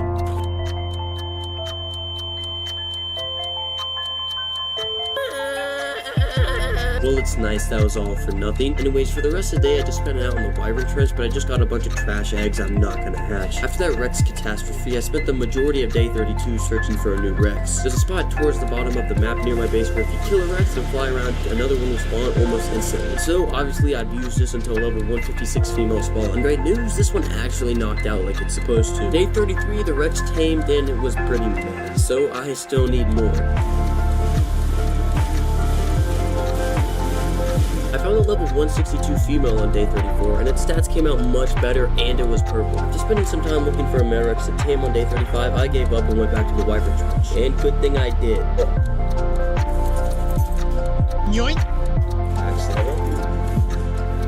Good enough for me. And when the egg hatched, I didn't really want to give one of those classic fire wyvern names like Torch or Flame, so here is my best at being creative. Day 36, my fire wyvern was fully grown, so I spent most of the day leveling it up. Day 37, I actually spotted a level 168 Thylacoleo, which is really good for caving, so I farmed up a stone trap, kidnapped a Thylo with my wyvern, and trained it out. And Thylos are pretty weird to tame, as they like cooked meat more than raw meat. So I tamed it with cooked prime meat, as I didn't have any sheep to get one to perfectly tame it, but it would still turn out good. Day 38, my Thylo was tamed, and I went for a test ride. And I also looted a red drop with a ring and got a pretty good rock golem saddle. I'll have to tame one of those later on. Anyways, for the rest of the day, I leveled up my Thylo by murdering other dinosaurs. Day 39, I went back on the hunt for a good male Rex. It took about half the day of killing and letting Rexes respawn, but I eventually got a level 150 male to spawn, which I needed. And obviously, I tamed it. Male Rex came out decent on day 40, so I can finally start breeding my Rexes. So while the 2 of my Rexes were going at it, I farmed some raw meat to feed the future babies. And speaking of the baby hatches a 251 male with all the good stats. I got really lucky. So I spent the rest of the day hanging around the base, raising the baby and crafting the things like gunpowder. Now that I have a perfect male, I have to get a female. So throughout the day, I had 2 more eggs. One was a good male I could use for the boss, and the other... But while I was waiting for the breeding cooldowns and for the eggs to hatch, I farmed things like wood for charcoal and looted drops. Day 42, I finally got the perfect female Rex I needed. So I spent the day raising that female, farming raw meat to feed the future babies, and looting more drops. There's so many good drops on Scorched Earth, but they never have anything actually good like a Rex Saddle blueprint. Day 43, I'm starting to amass quite the supply of gunpowder and supply of other resources in general. But I need all this gunpowder for more advanced rifle bullets, because at some point I'm gonna have to farm 20 wyvern talons of each type to start the Alpha Manticore boss fight. But I'm not gonna do that today, as I'm ready to have some medical brews, and to craft medical brews I need an industrial cooker. And I had most of the metal and other resources, but I did have to venture out to the dunes to kill some mantises for some more polymer. And I also killed a death worm just for fun. But anyways, by the end of the day I had my industrial cooker. Now onto the problem of piping. You see, I thought I could just run pipes from the water vein in my house, but I would come to realize that the water vein isn't infinite water. It takes some time to regenerate, rate, meaning mass crafting medical brews and other things isn't exactly possible, but I wouldn't realize this mistake until a little later on. So for the rest of the day, I farmed all the stuff I needed to craft a bunch of medical brews and waited out a sandstorm inside my house where I thought medical brews were crafting outside. Day 45, I finally realized my mistake and quickly got the crafting and placing water pipes from a somewhat close water source. And it took about half of the day, and for the second half, I spent it raising Rexes. Staying on the topic of Rexes, for the next 9 days until day 55, I spent time raising and leveling my Rexes by slaughtering baby Rexes. Now, I know this is a really big time jump, but after over a year of making these 100 days videos, I've come to like dedicating a certain amount of time to raise and level all of my boss dinos in one chunk. I like the system so I don't have to sporadically raise and level dinos every few days, as it kinda messes up the flow of some things. Moving on, with my Rex army now fully raised and leveled, I still need a Yudi to rise and encourage more of my Rexes in the boss fight. So I crafted up a basic Yudi trap, spent the whole day flying around the West Mountains looking for a decent Yudi and killing all the bad levels. Day 57 was also spent looking for a UT to no avail. Day 58, and guess what? I didn't find a Yudi. And there was also a heat wave, so I had to sit in my base contemplating my very existence for at least 10 minutes.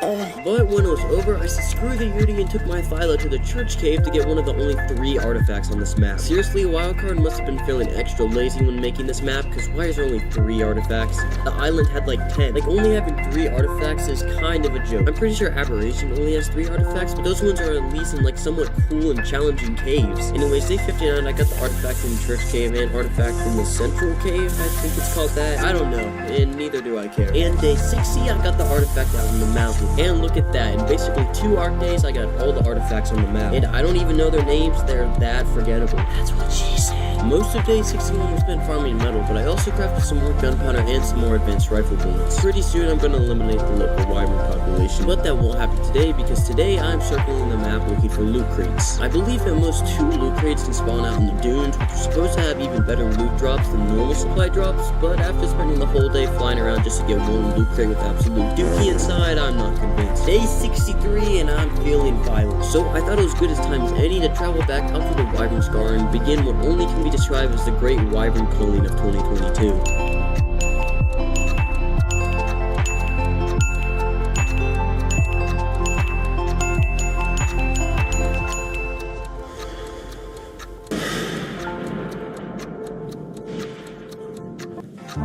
Now that my reign of terror is officially over on the local wyvern population, I pretty much have everything I need to ascend off this map on day 67. And yes, you heard me right, ascend off this map, because on December 14th, 2022, the Scorched Earth Ascension cinematic was being added along with 15 extra experience levels you can get from killing the Alpha variant. But anyways, I still have some time to kill and a Titanosaur to kill. No, don't do it! And I wasn't just killing this Titan for fun. Titans give a lot of experience when killed, and I got an added 15 levels of experience when I killed the Alpha Overseer back on the island, so I want to get myself to max level again.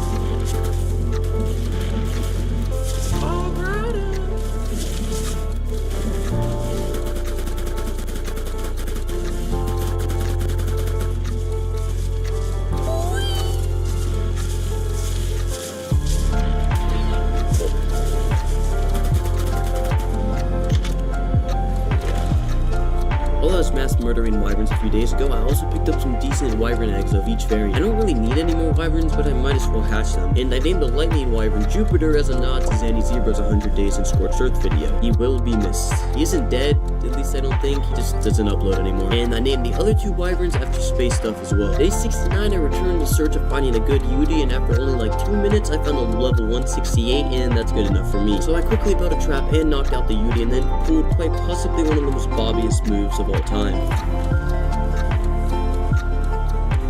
So yeah, I'm gonna let the Yudi wake up and then re-knock it out so I can actually get some good taming effectiveness on it. So for the rest of the day, I added spikes around the Yudi to keep it safe from other dinos while asleep. Day 70 and 71 were spent mostly waiting for the Yudi to wake up, as well as flying back and forth between my base and the trap to force feed the Yudi stimulant so it would wake up faster. But towards the end of the day 71, the Yudi woke up and I re-knocked it out and tamed it. Day 72, and I'm not gonna lie, I didn't do anything except level up my Yudi by killing a few baby Rexes. Day 73, I started the day off with killing some surrounding dinos for raw meat to fill up my dino's feeding troughs so you know they don't starve. And I also stood around my base.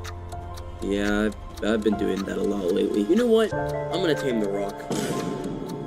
So I gathered a few resources, made a cannon, farmed some more resources, and crafted a few cannonballs. Day 75, and I found a level 102 rock, and that's good enough for me. Oh yeah. Day 76, and I now officially have a rock. It doesn't really do much besides throw other rocks and roundhouse punch. Oh my god! Day 77 through day 85 was spent killing baby Rexes with an XP boost to get myself to max level. After 8 days of killing probably over 100 baby Rexes, I hit the level 122. I had 2 extra levels from a chibi I had back on the island, so I have an extra 3 levels when I get another chibi. And I did have some from Christmas present drops that were dropping because of the Christmas event, but there were no alpha spawn scorched earth besides alpha wyverns. I did one last big metal run on day 86 to have enough metal to craft all of my Rex saddles. The entirety of day 87 was spent crafting saddles for my Rexes, crafting up cryopods, and then delivering my Rex army to the green obelisk to have them time to wake up from cryo sickness. Day 88, I grabbed everything I need for the boss fight because I was going to end this 100 days 10 days early. I basically already beaten the map, and the only thing left to do is get a phoenix, and they don't really serve any purpose, so there's not really any point. And if you're mad about me not playing the last 10 days, feel free to dislike the video. Oh wait, day 89 was just spent waiting for my Rexes to wake up, but day 90, well, I guess I'll just call it day 100, but day 100 and it's showtime. Once again, make sure to check out War Thunder on PC, PlayStation, or Xbox and use my link for a free large bonus for new PC players. Do it, or I won't release another video until 2040. Once again, head to the link in the description and download War Thunder today.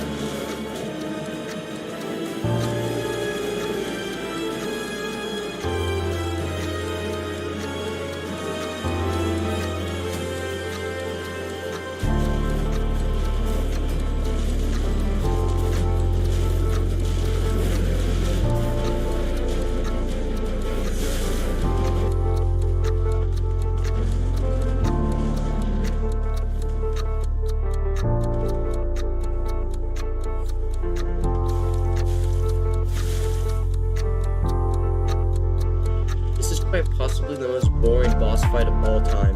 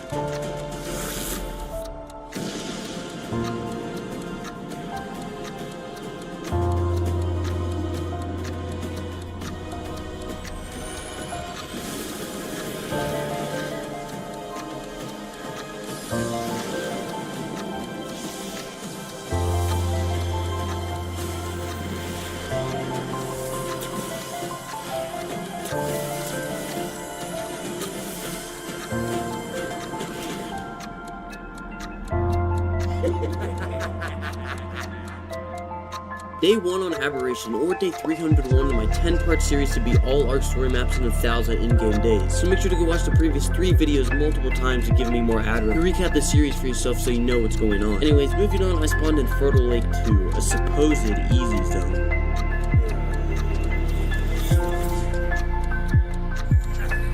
Hi, how are you? No.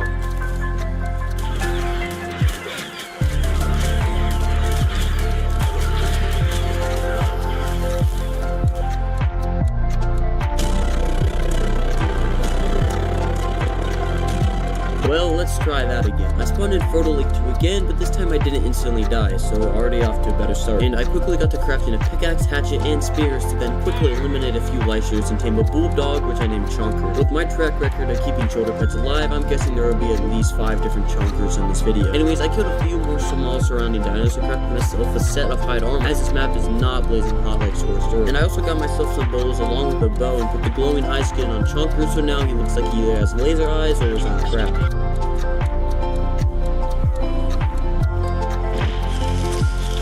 So yeah, speaking of drugs, I'm gonna have to constantly eat mushrooms in this video because I tend to walk in those hallucination patches quite a lot. Well, now I've made it to day 2 relatively unscathed.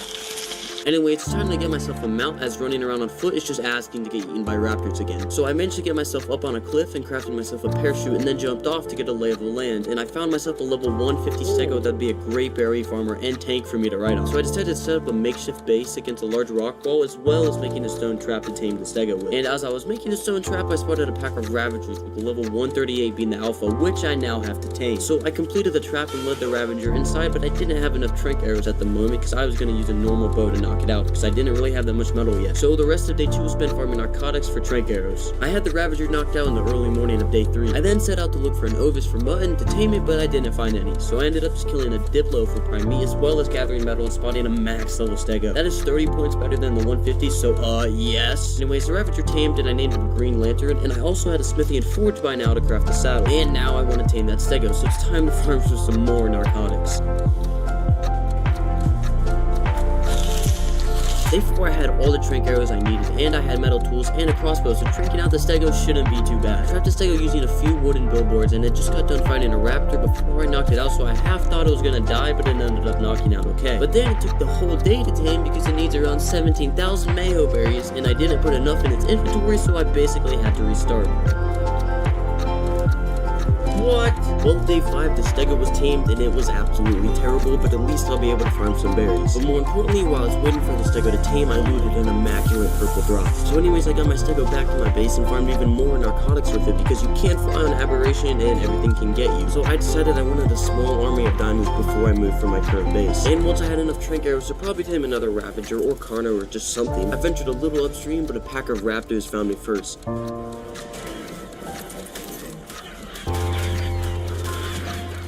Dude!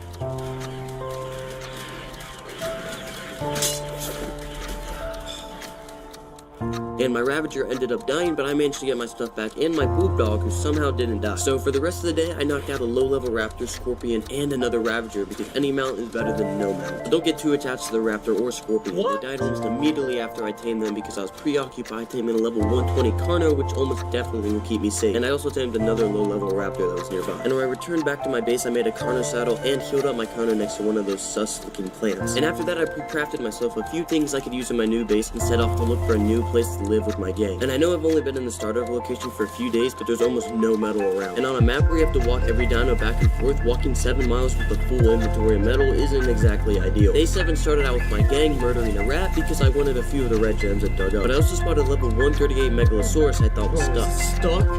This could be the freest megalo of my life. Oh, megalos are pretty much the Rexes of aberration, and I plan to use a small army of them to get myself some rock drake eggs. But while I crafted a few more trank arrows I needed to tame the megalo, I actually found out it wasn't stuck. Oh no, it's out! So I now actually have to farm a trap.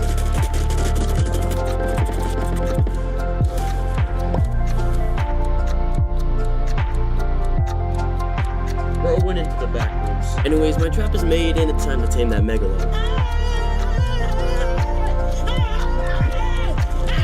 Well, it actually is stuck now, so I knocked it out, and while I was taming, I spotted a max level ravager. Looks like Ark is trying to be nice to me after screwing me over a few days ago. Day 8, I actually had to farm some crystal and kill a Carcinos for some polymer to craft a cryopod because my megalo tamed, but it was legitimately stuck in unbreakable rock, so I'd have to cryopod it to get it out. But now that I tamed the megalo, it's time to tame that level 180 ravager, which I actually managed to get into the trap. And I had to farm a few more trank arrows since it was such a high level, but it ended up knocking out okay. Oh my god, I missed these things.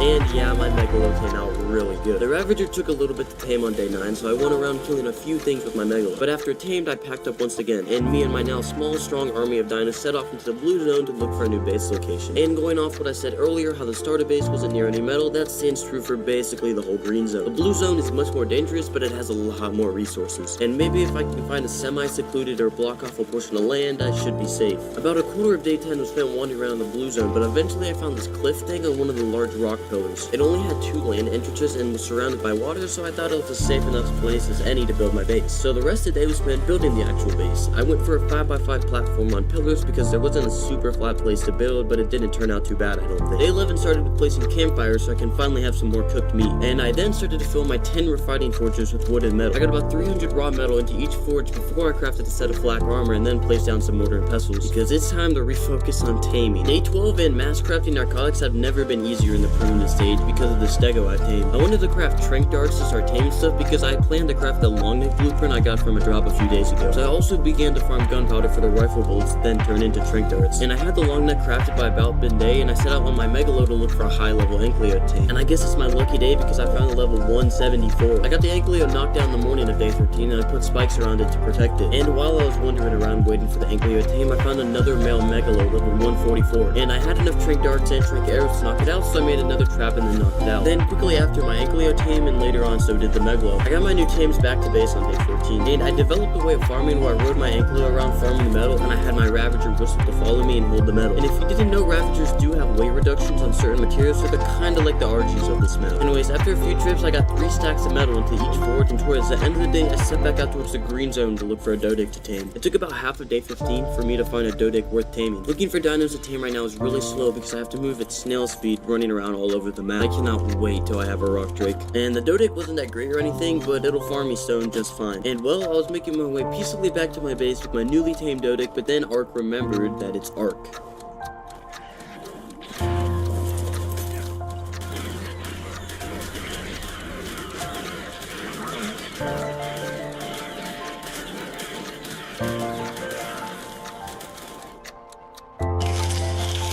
Well, I managed to get my stuff back on day 16, and luckily my Ravager survived, but Chonker did not. So I tamed Chonker 2 and 3 on the way back to my base, just to be prepared for the imminent death of number 2. Anyways, when I got back to my base, I farmed a bit of stone with my new Doedic, and then placed another smithy down and then a fabricator. And my current way of farming is pretty inefficient, to be honest, so it's time to tame a Carkinos. Carkinos can pick up dinos with their claws, so it makes farming much easier. So I spent the rest of the day farming the traps, which is kind of complicated. Day 17, I was out in the green zone, and I found a level 174 Carkinos. So I set up the trap and got it ready to tame, just to realize I forgot the catapult. You know, the thing that knocks the crab out. But it all doesn't matter because when I tried to return to my base to get the catapult, my game crashed. I love spending thousands of dollars on my PC just for my game to crash. I only got put a few minutes back to where I was before the crash, so I turned to my base and grabbed the catapult. I managed to get back where I was before I crashed and started to build the trap, but as I was, the crab already walked in and I thought it was stuck. But I would soon learn when I was trying to knock it out, it was indeed not stuck. What? And it was poor running by now, so there's no way I could get it back in the trap. And I tried to get another high level back into the trap, but since Carkinos have some of the worst AIs in the game, it didn't work out. And day 18 was pretty much one big failure. Day 19, and I actually got the crab into the trap. It might actually be it. I don't even know what level it is, to be honest. I just know that it's back. And it only took a few minutes to tame eating spoiled meat. But then it takes about 10 minutes to get back to my base since I have to walk. Pretty much a story of my life on Aberration. Farming is a breeze with my new crab. It was a real pain to tame, but it was so worth it. And I farmed a metric butt ton of cementing paste and crystal. Because you should all know by now, I want that industrial forge. And I only had some slight trouble getting the crystal back to my base. No!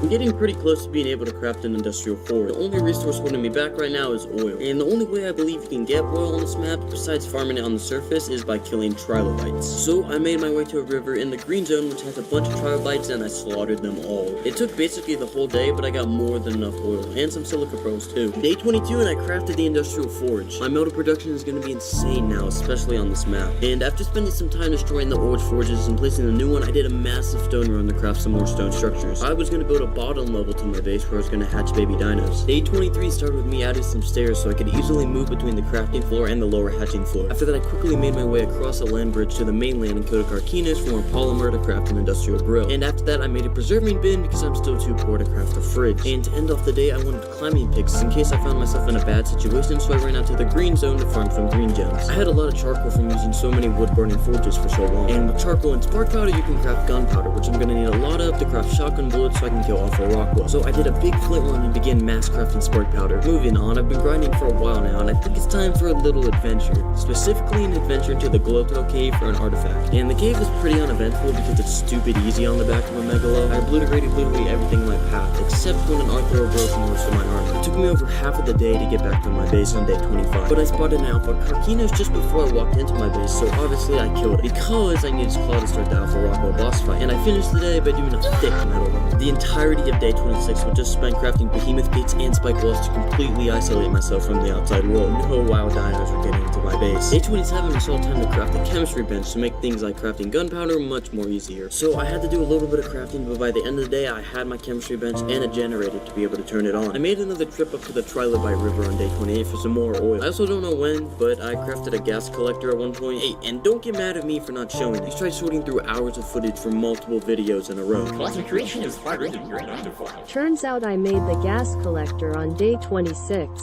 Moving on, day 29 I basically finished the bottom level of my base and then killed another Carquinus. And just like that, I have 4 vaults. Wood farming is still a struggle for me. This metal hatchet just doesn't cut it anymore, so it's time to tame a rat. But to tame a rat, you need honey. And honey comes from beehives, which took me a whole day to find, but I found a high-level rat right next to it, and I named it Biggie Cheese. It took me a little while to get back to my base on day 31, but when I did, I crafted the insanely expensive roll rat saddle and began farming wood with it. And it's safe to say the roll rat was a really good investment. And I used most of the wood to burn into charcoal for gunpowder. And after that, I farmed a little bit of stone and crafted a Ravager trap because I want a dude Ravager so I can have little baby rat dog things. It took basically the whole day, but I found a level 180 male Ravager. I told you looking for dinos to tame is slow right now. Anyways, the Ravager nearly died before I could tame it, but I managed to get in the trap and it knocked out, so it's fine. The Ravager tamed pretty early in the morning of day 33, and when I returned to base, I got them breeding, and not too long after, I had a little red rat dog thing. Oh, and did I mention the Christmas event was active the whole time I was recording this? I mean, it's probably obvious by now, but whatever. My Ravager was fully grown on day 34, and it was nice being a little bit faster with 100% imprint. So I spent the rest of the day running around the blue zone looking for another Megalo to tame so I can finally start my Megalo line. And again, it took me basically the whole day of day 35, but I did find a level 150 Megalo, and that's good enough for me, so it shall be mine.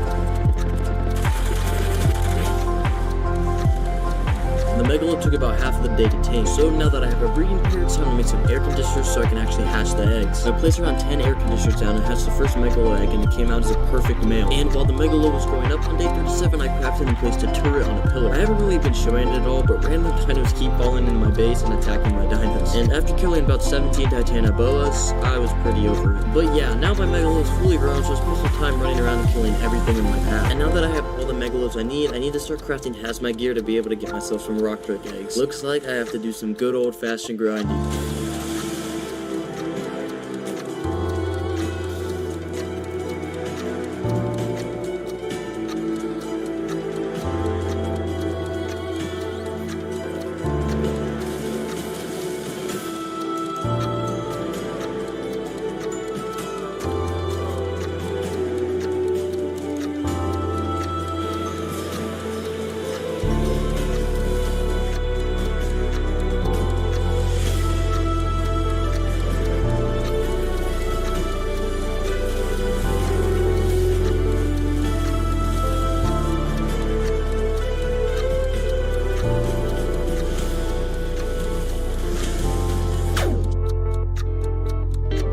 So yeah, if you don't know what just happened, my power shut off. No, I should only be a few days back, so it won't be too bad. Nope, my character got deleted. And I'm not gonna lie, this was the closest I've ever been to putting a hole in my wall. And I never created a tribe, so I couldn't get my stuff back or my dinos back. So as bad as it is, I had to delete the world and create a new one. I built my base again and spawned in dinos that had stats close to the ones I had. And I also gave my character the island ascension, but I couldn't figure out how to get the kills for the dragon, monkey, spider, or manticore. So basically, I had no tech engrams, and I'm missing a whole ascension. I mean, I can live without tech engrams for now, but but on Extinction, I'm definitely gonna need those. So if you guys know any admin commands that can help me, make sure to put them in the comments. Anyways, day 46 through 49, I spent raising 5 Megalos and leveling them back up so I can use them in the Rock Drake den and they won't get clapped instantly. Also, I don't have any resources now because I didn't think I could really spawn them in, so I'll have to refarm them at some point as well as refarm boss tributes. But I actually managed to find and kill an Alpha Carcinos on day 49, so luckily I got that back. Day 50 and I have 5 fully grown and level Megalos, so it's time to get some Rock Drake eggs. But from my base to the Drake den is a very far walk, especially when I had to stop and heal up my dinos.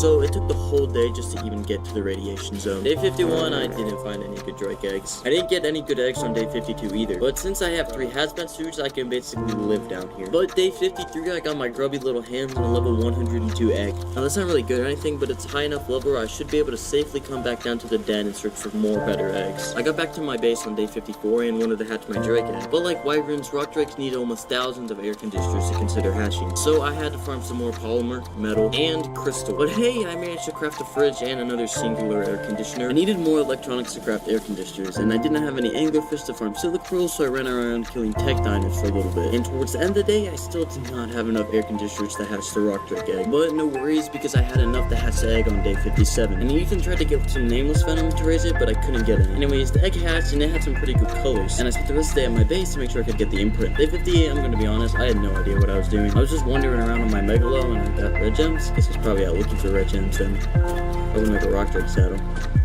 Yeah, that makes sense. Day 59 and my Rock Drake is fully grown, and yeah, I'm happy to finally go fast again. And I'm not gonna lie, I spent the whole day flying around because it was so fun. Day 60 I was back in the Drake den looking for a better Rock Drake egg, and luckily I found a level 192 egg after only a few battles. So I hatched the egg and oh my god, I got twins. And I named them after a certain college football team I don't exactly like because sadly they had the exact colors of the school. Day 61 was primarily spent raising my 2 Rock Drakes and cleaning up some stuff around the base. But when my Rock Drakes were fully grown, I once again had a field day flying around and leveling them up. The early parts of day 62 were still spent flying around and leveling up my Drake, and I got to about 20k health and 2,500 stamina. And I'm gonna use this one I'm currently on as a basic travel Drake, and the other one I'll level in health and it will be the boss Drake. But since I now have a really good travel Drake, I decided to go into the artifact cave in the radiation zone, which was incredibly easy to fly since I could just turn invisible and nothing would attack me. Day 63 I farmed a bunch of wood with my rat for the forge to burn up the charcoal, and I set up my Megalos in the most efficient way possible for me to get the most fertilized eggs. I returned to the Glowtail cave on day 64 since I no longer had the artifact because my character got deleted into oblivion, and as you can see, it didn't go too well. And I even ran back in naked a few times just to see my stuff wasn't there. Dude, where's my Megalo? So I came back with another Megalo and successfully made my way back into the cave, but my Megalo and Bulldog were gone. And they didn't die because they'd be in the tri-block, but they just weren't there. And this was probably the second closest time of me nearly putting a hole in my wall. Day 65 I logged back in because I wasn't filled with rage and left the Glowtail without even getting the artifact. And I repaired my gear when I got back to my base and claimed a bunch of baby Megalos that somehow hatched without me being even in render distance. And I also spent day 66 at my base working with Megalos. The first half of day 67 was also spent raising Megalos, but once I got to a good stopping point, I farmed some stone and almost farmed some flint. It's time to really start ramping up the gunpowder production as I'm already 2/3 done with this 100 days. But the actual reason I didn't farm the flint because I noticed it was 90% night. That means it's the safest possible chance for me to go out on the surface right now. So I quickly jumped home on my craft, grabbed my Drake, and then began flying around the closest surface entrance. So yeah, I didn't get anything good, but it's 90% night and 10% day, so the days go super fast, so by the time I got out to another surface entrance, it was already night again. Once again, nothing really great, but definitely better than last night. But I guess I have one more night of it being 90% night, so hopefully I have some better luck this time. Yeah, I didn't have better luck. Anyways, I finally did that flint run and crafted a bunch of spark powder. And then later on, when I was done crafting, I crafted a buttload of gunpowder. Rockwell was gonna stand no chance. Day 71 through 73, I raised the rest of the Megalos I need for the boss fight. And if you're wondering about the stats, after leveling them, they all had around 35k HP and 700 melee. I made sure to give them a lot of health because I'd rather them stay alive longer than do more damage. Day 74, I began the day getting Explorer notes and killing Spinos to level up my Rock Drake I would use for the boss fight. And I got the Drake to about 40k HP and 1500 stamina. The goal of the Drake is just to tank and stay alive so I can move around fast in the boss. And I also looted a purple drop and I got a pretty fat shotgun that won't really cut it for the boss fight, but a shotgun is better than no shotgun. And when I returned to my base, I crafted a holoscope for the shotgun and did a small stone run. Day 75, and I think it's time I get myself a Reaper. So I crafted up a small stone trap from Captain Fat Dog that I'll link in the description if I remember. There is no way he is going to remember. And here you can see me finding the first Reaper I came across. Oh my god! Yeah, it's more than good enough for me. So I quickly built a trap, led the Reaper in, and bit the Aberrant Giga until she glowed red. And I think we all know what happens next.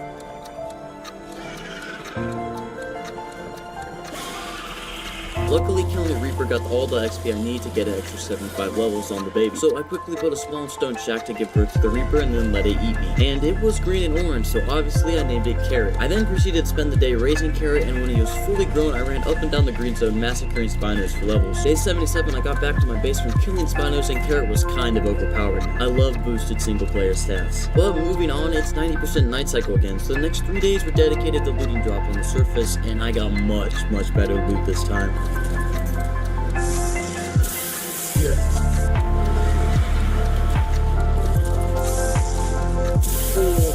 Day 80, and now that I have pretty much everything I need for the boss fight, it's time to start actually getting stuff to start the boss fight. And I needed basically everything except the Alpha Carkino's Claw, Rock Drake Feathers, and that one artifact that I don't know the name of. And while I was on my way to the Glowtail Cave, I found the Basilisk I tried to kill, but it didn't come out of the floor for whatever reason. But no big deal, I still got the artifact in the Glowtail Cave by the end of the day. Day 81, I crafted myself a scuba tank and then got the last artifact in the... I don't know what cave this is called, but it looks really cool. In the morning of day 82, I was back out in the radiation zone killing a Reaper. I only needed a few more Reaper pheromone glands, so it wasn't that bad. And after that, I started getting bullets crafting, and yeah, that's pretty much all I did. I was on the hunt for Basilisk on day 83. These oversized snakes are literally everywhere when you're not looking for them, but as soon as you start searching for them, they all disappear off the face of the earth, so I only managed to kill a few before the end of the day. Day 84 was basically just a carbon copy of day 83. I just spent it killing a few basilisks. By this time, my Megalo army has pretty much eaten through all the food in my base, so I did a meat room with my Reaper in the morning of day 85. And after that, I queued some more bullets to craft and eventually found an Alpha Basilisk. I guess Ark is trying to make up for being mean to me earlier and not giving me any basilisks. I thought I'd level up my Megalo a bit by killing this Alpha Carkinos. Oh, nah. That is level 162.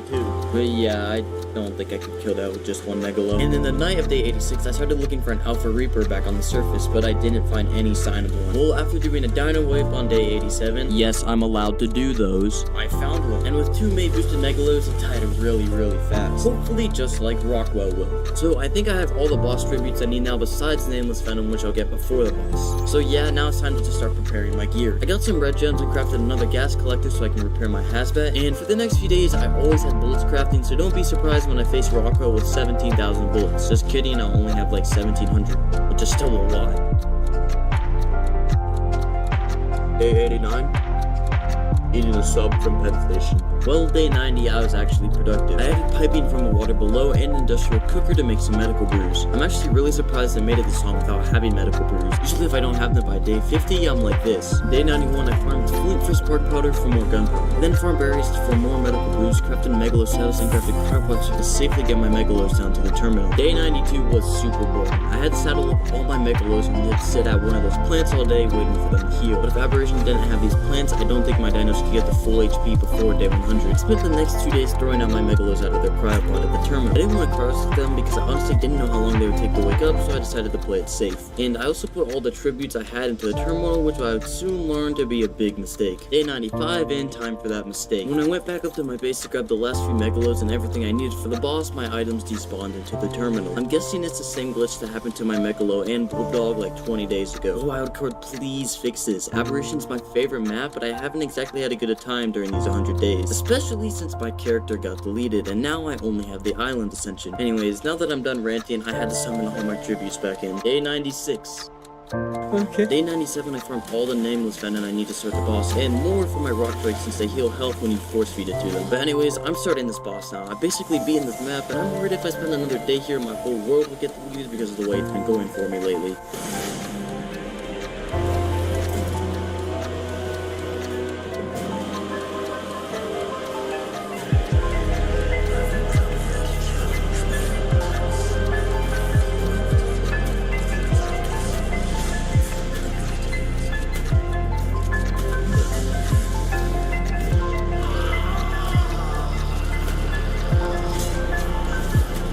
What?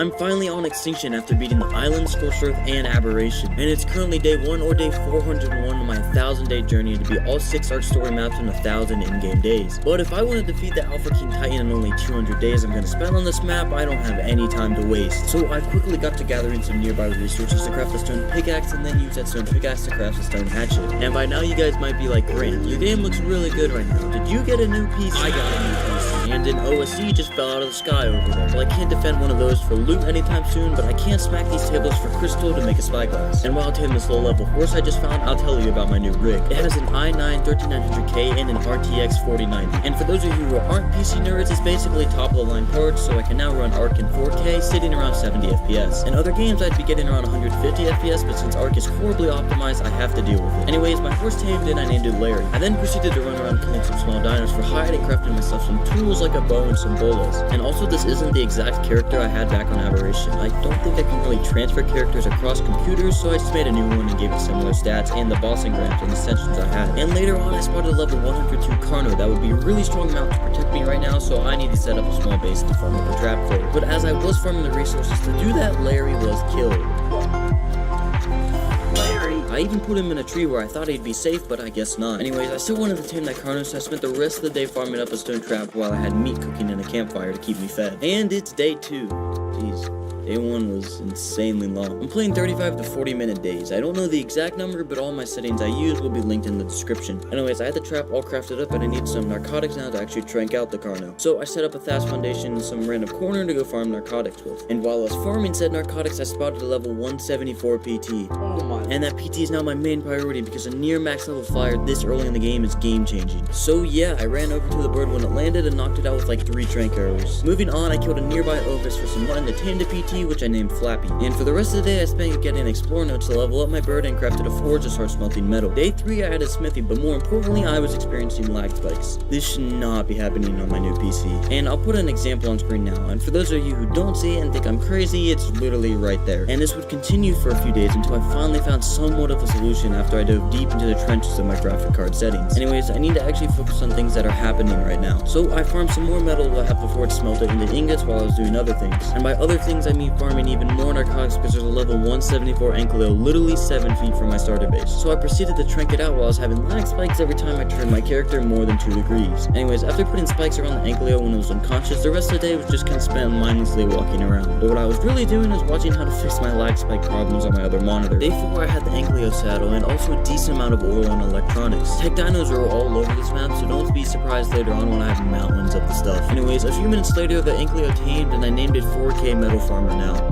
because it'll be farming metal in 4K now. But anyways, now that I have an Ankylo, I want an RG to carry it. So I quickly farmed up a simple RG trap. I then flew out to the green obelisk on the west side of the sanctuary because that's the only place where RGs spawn in the city. But there was only like a total of 4 RGs and they're all terrible levels, so I had to venture out into the wasteland for the first time. And as I was flying around the Sunken Forest entrance, I spotted a level 144 RG and a level 168. And I'm only gonna tame the level 168 because I don't have the resources to tame both right now. The RG only took a few minutes into day 5 to tame and I named it Chick. And if any of you are confused why it's not dark like 3 AM in game time, it's because outside of the biodomes there's no day-night cycle. And this is actually explained in Ark's lore because the earth is tidally locked. Extinction obviously facing the sun at all times. Moving on, getting back to my base took forever because I had to lead the RG back on a whistle follow command because I didn't have any cryopods yet. But now I had to farm some resources to craft an RG saddle, and while I was farming them I found the level 180 Pteranodon. I love Extinction in its high levels. Obviously I knocked the bird out so I could have a good breeding pair, and I gathered all the rest of the resources I need to craft the RG saddle, most notably chitin. And for the remainder of the day I once again flew around the sanctuary getting explore notes, leveling up my RG. Day 6 I was still trying to find some explore notes to level up my bird. I haven't played Extinction that much compared to other maps, so I only knew where like a total of 3 explore notes were, and I had already gotten them. But I did manage to get some cementing paste from nearby beaver dams, so it wasn't a total loss. Anyway, when I returned to my base there were some defense units attacking my Ankylo, but they were pretty quickly dealt with. So now that I have an RG I can ride, I think it's time to move to a more permanent base location, and I chose the nearby Coliseum. And it was pretty big, had a city terminal where I could craft element dust into element, and had a naturally surrounded barrier that would be easy to fill with gates to completely block off the area. So I crafted a decent amount of stone foundations and even lower them to be somewhat level with the terminal. Day 7 I crafted a few structures I would need, like smithies, forges, and a fabricator I managed to scrape together. Then moved over all of my items and some tames, as well as crafted some wooden storage boxes. And after that I farmed up a bunch of wood and put about 2 stacks into each of my 10 forges. I wanted to go on a big metal run so I could have a big supply as fast as possible. The thing is, my RG's weight isn't exactly where I wanted to be, so I once again flew around looking for explore notes to quickly level it up. They're like impossible to find for me at this point. I returned to my base in the morning of day 8 and farmed a few hundred narco berries to craft some narcotics with. And by now my RG had some somewhat actual decent weight to do a metal run with, and I desperately needed metal. So I flew out and managed to find a few groups of 2 or 3 metal nodes in the southern part of the sanctuary, and that would be enough for now. I don't think Extinction really has any condensed resources locations like the island's Metal Mountain or Aberration's entire blue zone being filled with metal. Everything is kind of just scattered across the map. Anyways, I got the forges burning and then I crafted up some trank arrows and stone dinosaur gates because I want to tame a gas bag. While gas bags don't do like any damage and are pretty easy to kill, they are one of the best flyers on the map. They're really fast and usually have around 4,000 weight or more if you tame a high enough level. But the only problem is though, they spawn in the wasteland, but there just so happened to be a level 132 fleeing from some corrupted dinos that was all alone, so it was a prime target for being abducted. I managed to first trap the inflating jelly bean with some wooden billboards, and then I secured it so it couldn't float away with some stone dinosaur gates. And these boys take a lot of tranks to knock out. Day 10 I had to run back to my base real quick to get some mayo berries for the gas bag to tame, and I also crafted some ghillie the day before because it's super hot in the wasteland, so don't lose your cool that I didn't show that, Karen. After that I farmed a bit more chitin for the surprisingly cheap gas bag saddle and tamed it around midday. I named it Poo Bag because it's brown, but most importantly I forgot how fun these things are to fly, and you really only want to upgrade oxygen and stamina on these guys so you can just fly farther. And now that I have good maneuverability around the map, there's a lot of stuff I still want to tame, and I need cryopods to transport them around the map, so I killed a few corrupted creatures for the corrupted nodules, as corrupted nodules act as organic polymer. So yeah, I floated out to the King Titan terminal in the back of the map because you can't craft cryopods in city terminals for whatever reason. And now that I have cryopods, I want a Dodic. I actually found a level 174 Dodic on day 12, and I managed to get in a safe isolated area by farting on it with my gas bag.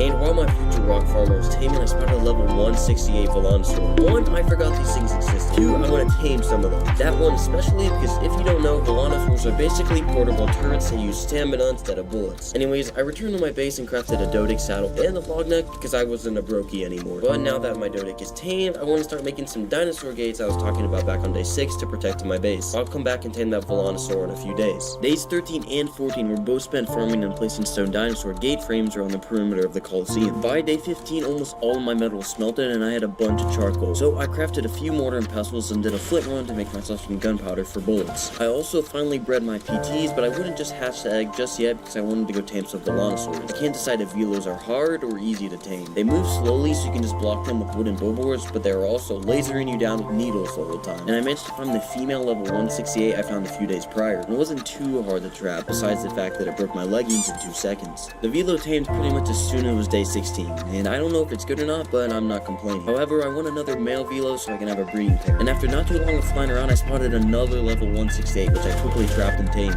After that, I returned to my base and prepared my flak because it got melted off taming velos. And I crafted a bunch of gunpowder with the spark powder and charcoal I farmed back on day 15. Moving on, I actually had more than enough metal for an indie forge somehow. I just needed a few other resources like corrupted nodules. And towards the end of the day, my velos popped out the first fertilized egg and I tamed an otter. But don't get too attached, it's definitely gonna die soon just like the other 17 in the series. I had lost count how many otters I had back on the island. Day 17, I crafted my first generator and air conditioner so I could hatch my velo egg and PT egg you all forgot I had already. The velo egg had a pretty mid stats, so don't worry about it, but the PT on the other hand was amazing. I then proceeded to spend 10 minutes raising and imprinting the two because they grow up pretty fast, and after that, I sat AFK for the rest of the day. I was probably just dropping a deuce IRL and forgot to pause the game, but I was back and actively playing on day 18, but more importantly, I was shooting down every creature inside the Coliseum with my new imprinted Velociraptor. I spent half the day on the wasteland massacring literally everything in my path. It's super easy to take down dinos when you're outputting like 400 damage a second somehow. What the? And it's also really efficient for farming resources like hide. And moving on, I hatched 2 more Velociraptor eggs, which were both terrible, and for the rest of the day I farmed stone, wood, and began actually putting the gate doors into the gate frames because I was tired of having wild dinos wandering into my base. But I would soon learn this would all be basically useless because dinos can still spawn on my base. I finished putting in the gate doors in the morning of day 19, and after that I spent basically the entirety of day 19 out in the wasteland farming corrupted nodules with my velo. But at the very end of the day I managed to craft an industrial forge and a fridge. I demolished and placed in the new forge in the morning of day 20, and now I have basically no metal, so I flew out into the wasteland for a pretty big metal run. And I also got jump scared by a corrupted reaper I didn't hear coming while I was eating. That very easily could have been the end of me, my RG, and my Yankee. That also would have been the end of my play session because I definitely would have rage quit. But I managed to get the metal safely back to my base, and then I added some more foundations before getting some raw meat to feed the 7 velo eggs I'm gonna hatch. It's crazy how fast these things reproduce. The first part of day 21 was spent raising the baby velos and crafting saddles for them so they wouldn't be so squishy in a fight. As I said earlier, I want to use these guys to defend element veins and orbital supply drops, so it's really important they do not die. Later on, I looted some beaver dams for more cementing paste and saddled up 3 of my velos for a long journey to the desert cave. Mantids spawn in the desert cave and they drop a lot of organic polymer and chitin, so I decided to make the journey out there because I wanted to craft some vaults, and going out in the wasteland and hunting for corrupted dinos doesn't sound too fun. But I should have just gone into the wasteland because after leaving my base I was jumped by a max level Megalosaurus and a Capro at the same time. Hey, bitch.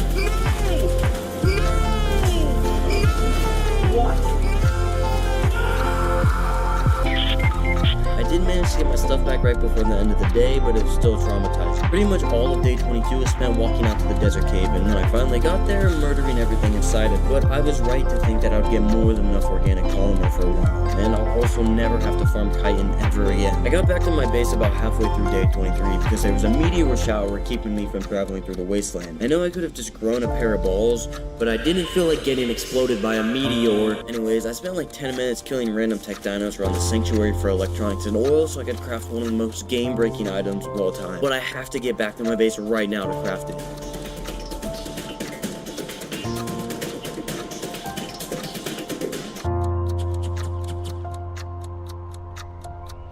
I crafted 4 bolts. Yeah, I know I overhyped them, but I needed it to be dramatic for me getting stuck to be funny. Anyways, I crafted some wooden catwalks and placed my vaults above my smithies and fabricator. I spent the first few minutes of day 24 sorting out my items into vaults and then crafting some Velociraptor saddles. I had around 8 velos fully imprinted with saddles ready to go, and all I had to do was just level them. So I leveled up one for a few minutes by eliminating literally everything in the surrounding area before placing more cables under my foundations in my base and finally placing the fridge I made a few days ago. Now my velos are pretty strong and I think they will only get stronger when killing corrupted dinos, so I think it's time to do an OSD or element vein, whichever I find first. So I took a quick lap around the wasteland on my gas bag and found an element vein with 10k health. And for those of you who don't know, element vein can either spawn with 10k, 25k, 50k, or maybe 100k HP. I don't know if 100k element veins are actually a thing or not, so let me know in the comments. But the difficulty of the amount of corrupted dinos and how strong they are is the dependent level on the element vein. The lower the element vein, the easier it is. And I think I can easily take down a 10k element vein with my velo, so I returned to my base and grabbed a few things I would need like canteens. Day 25, I started the grand trek out of the sanctuary and into the depths of the wasteland with my velo packed towards the element vein. But when I finally arrived to the element vein, it had despawned, but there was a blue OSD literally right next to where it was. I guess Ark is trying to make up for taking a whole element vein away from me. And OSDs are like element veins, but instead of element, they drop loot that's supposed to be good, but it's rare that it actually is. And there's 4 variants of OSDs, being blue, yellow, red, and purple. Blue being the easiest, and purple being literally impossible for a solo player like me. Anyways, I started doing the blue OSD, killing a few weak dinos that spawned in each wave. And I only made it through like the first or second wave before a whole corrupted Giga spawned, literally on top of my velos. That's not even supposed to spawn when you're doing an OSD. It literally just spawned it naturally. At first I tried fighting it, but I was panicking and didn't think my pack would be able to kill it, so I just whistled followed on my pack and managed to peace out while the Giga got distracted. Well, I'm not gonna go back to that drop anytime soon. And after that, I returned to my base and made some dino leashes. They basically just keep your dinos from leaving a certain area, so I figured they would be useful to keep my velos near the dropper vein I'm supposed to be protecting. And I still want to complete a dropper vein, so I flew around and found another blue OSD, and it went much smoother than the last one. I completed the OSD about 2/3 of the way into day 26, and it was not worth doing. I could probably get better loot from killing random dinos around my base. Anyways, after that huge waste of time, I returned to my base and threw up my velos so that they could heal as well as craft more dino leashes, because they are actually pretty useful. Moving on, for the rest of the day, I farmed up a bunch of narcotics because I want to tame a Managa. Okay, I still don't know how to say it, but I want one of those fast ice jumpy boys. They are really strong and fast, but that's also the same reason they're a pain to tame. And also they like to attack literally everything within a mile radius of them, so keeping their attention to lure them into a trap is near impossible. Day 27, I had the weird trap you need to tame it in. I also even had trank darts to try and make this as quick as painless as possible. Warning, the following content will be aggravating to watch and may cause you to throw your phone, punch your monitor, or hurl your remote at your TV screen for those of you weirdos who watch a 16-year-old play Ark on your living room TV. I set out to the Arctic biodome, and after only a few minutes of looking, I spotted level 138, which was more than good enough for now. I found a relatively flat spot nearby to trap it, but when I was building the trap, my IQ reduced to 0, and I couldn't figure out how to build the trap, even though I literally had the tutorial on my other monitor. So I had to demolish the first trap and fly over to some trees and rocks to refarm enough, and then I even messed up the second trap and ran out of foundation support. But that didn't even matter because the mana died trying to fight 2 woolly mammoths. No! But not to worry, because after 10 minutes of searching, a level 156 spawned right next to where the 138 died. And I also watched it die to mammoths again. Day 28, I got a level 162 mana into the trap that was literally outside of the Arctic biodome somehow. But looking back now, it was probably a good thing since I didn't have a bunch of woolly mammoths to attack. Anyways, I knocked out the mana in nearly instantaneous since they lose food when they jump around trying to get out of the trap. And I didn't know it at the time, but the stats were really good. After returning to my base and crafting a saddle from my new main travel companion, I spent the rest of the day killing corrupted Rexes in the back of the wasteland to power level it. I got it to around 15k health and 5k stamina, and then just punched straight melee into it for the rest of the playthrough, so the Ice Breath was basically like a minigun that freezes you at the same time. Day 29, my mana was now an Apex Predator, so I decided I want to take on an element vein with a few help from my velos. I spent most of the day searching the wasteland, and I managed to find a 10k vein that was perfect. And I'm gonna be honest with you guys, I have no idea how to edit defending element veins or OSCs to be entertaining. So the council of the 4 brain cells I have left decided to put weird music and a picture of my cat over the defense footage. Enjoy!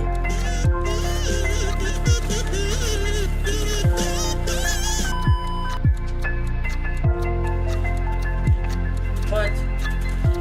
Where was Kipper, dude? I haven't seen him in like 15 days.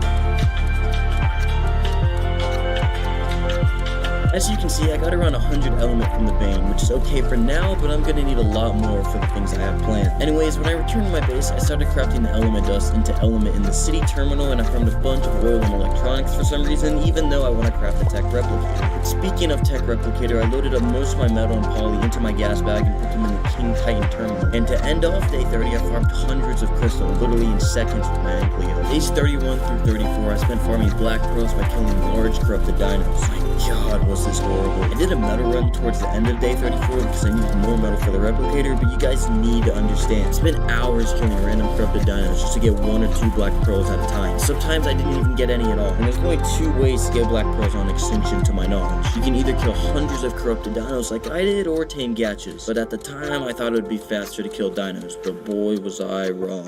Day 35, I did another big metal run, so I actually had metal to craft stuff with when I had the tech replicator. I then delivered even more resources to the terminal just to see I need even more metal ingots and polymer. So I farmed some cementing paste and corrupted nodules by killing even more corrupted dinos. Now, I thought I had everything to craft the replicator on day 36, but I capped the terminal with corrupted nodules and there wasn't enough space for the rest. So I have to craft actual hard polymers, so it's good I grabbed the cementing paste earlier on. Anyway, when I returned to my base, I had to look up where obsidian is on Extinction, and it was in the sunken forest, so it basically took the whole day to get there, farm it, and then come back. I had all the polymer I needed on day 37, so I could craft a tech replicator on day 37. Yeah, don't mind me, I'm just out here being the best Ark player to ever walk the Arks and Earth. I spent a little while trying to figure out where to place the replicator, but I managed to find a good spot where I could have an efficient crafting area. I don't really know why I made such a small crafting area when I literally have one of the biggest base locations I've ever had. Like, I had a bigger one back on the island when I was living on tree platforms. Moving on, I farmed some element dust, but more importantly, crystal with only a few swings for my dodo. But if I want to craft more tech items, I'm gonna need more black pearls, and I'm not gonna kill any more corrupted dinos. So I spent the rest of the day taming gachas in search of one that can produce black pearls for me passively. A little less than halfway through day 38, I got a gacha that produces black pearls.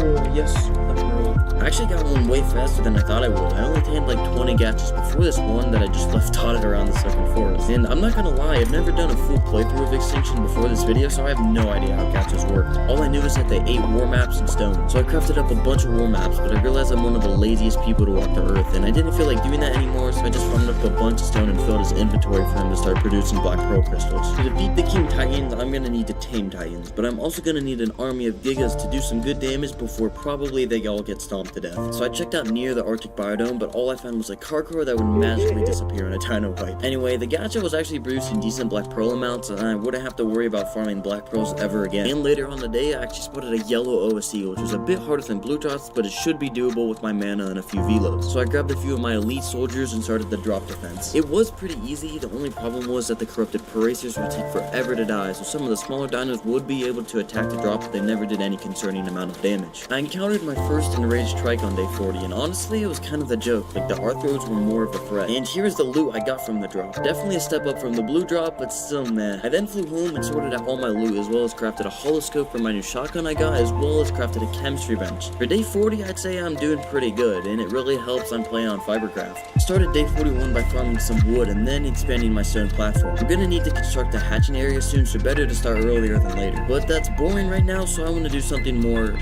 fun. By that I mean tame a snow owl, because I believe snow owl poop is good for gacha production. Yeah, they literally like to eat Shit. After a bit of looking around in the Arctic, I found a level 168 snow owl. It would also be good to heal my dinos with their freezing healing ability thingy. Half of day 42 was spent doing another 10k element vein, but I got even less element than the first time, which is a big bummer. This primitive pickaxe is really not cutting it anymore, and neither is 10k element veins. But after that, I did some basic grinding, like cracking open gacha crystals for black pearls, and crafting myself some more shotgun bullets and another mana trap, because I want to tame another. Oh my god!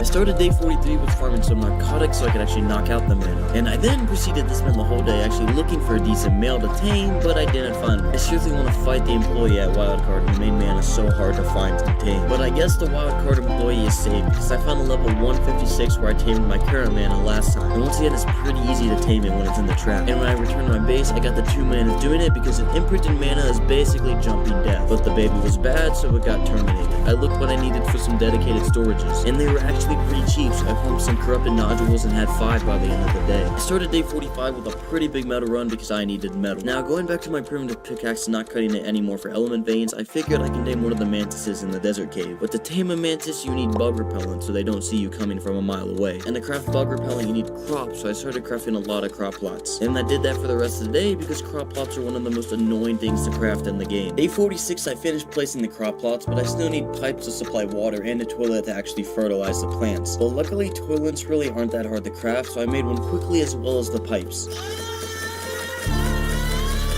And after clearing out my intestines, I went on a search for a decent giga to tame, but I didn't find any, so I just spent the rest of the day farming the crop seeds I needed. Another baby mana was born on day 47. It was also slaughtered less than a minute later. I then spent the rest of the day expanding my base platform and crafting some stone railings to make new walls of the hatching area. And that's all I did because I went AFK in my Dodex inventory so the game wasn't paused. Day 48 wasn't that commentary worthy, but it was montage worthy. I placed my new tech generator in the morning of day 49, so subsequently I demolished my gas generator and the little hatching area. Anyways, I spent some time messing around with the generator's range and then spent some more time searching for a giga and actually spotted level 174. So I trapped a giga nearby where I tamed my snow owl with some stone dinosaur gates, and if you don't know, gigas can break through stone structures. So I had to rush back to my base and make metal gates before the giga could destroy the stone ones, but your boy had it all under control because I am speed and I wasn't in render distance, so couldn't even bite the gates. And also, I didn't have any narcotics to actually knock out the giga. Didn't really expect to actually find one, so I had to farm those for the rest of the day with my Ankleo. I managed to successfully retrap the giga into metal gates, and the rest of the day went about how you'd expect taming a giga. I shot hundreds of trank darts into it all day long. The giga tamed pretty early in the morning of day 51, and I think it came out okay. I don't really know anything about giga stats. And when I returned to my base, I did things like craft myself some more rifle bullets since I spent all of mine crafting trank darts, as well as claim another baby mana who didn't actually need to die. And I then spent the rest of the day crusading around the map on my giga, killing literally everything in sight because it's just something you have to do when you get your first giga. I spent the first third of day 52 walking back to my base because gigas are really slow. But after all that time away from my base, I finally get another baby mana. Yeah, maybe next time. Anyways, I crafted more trank darts to tame a Bronto because farming narcotics with my Ankleo is horrible. And I actually found a level 114 towards the end of the day, which is more than good enough for me. The problem isn't knocking it out, it's waiting for it to tame since each berry only gets 2.2 taming percentage. Day 53.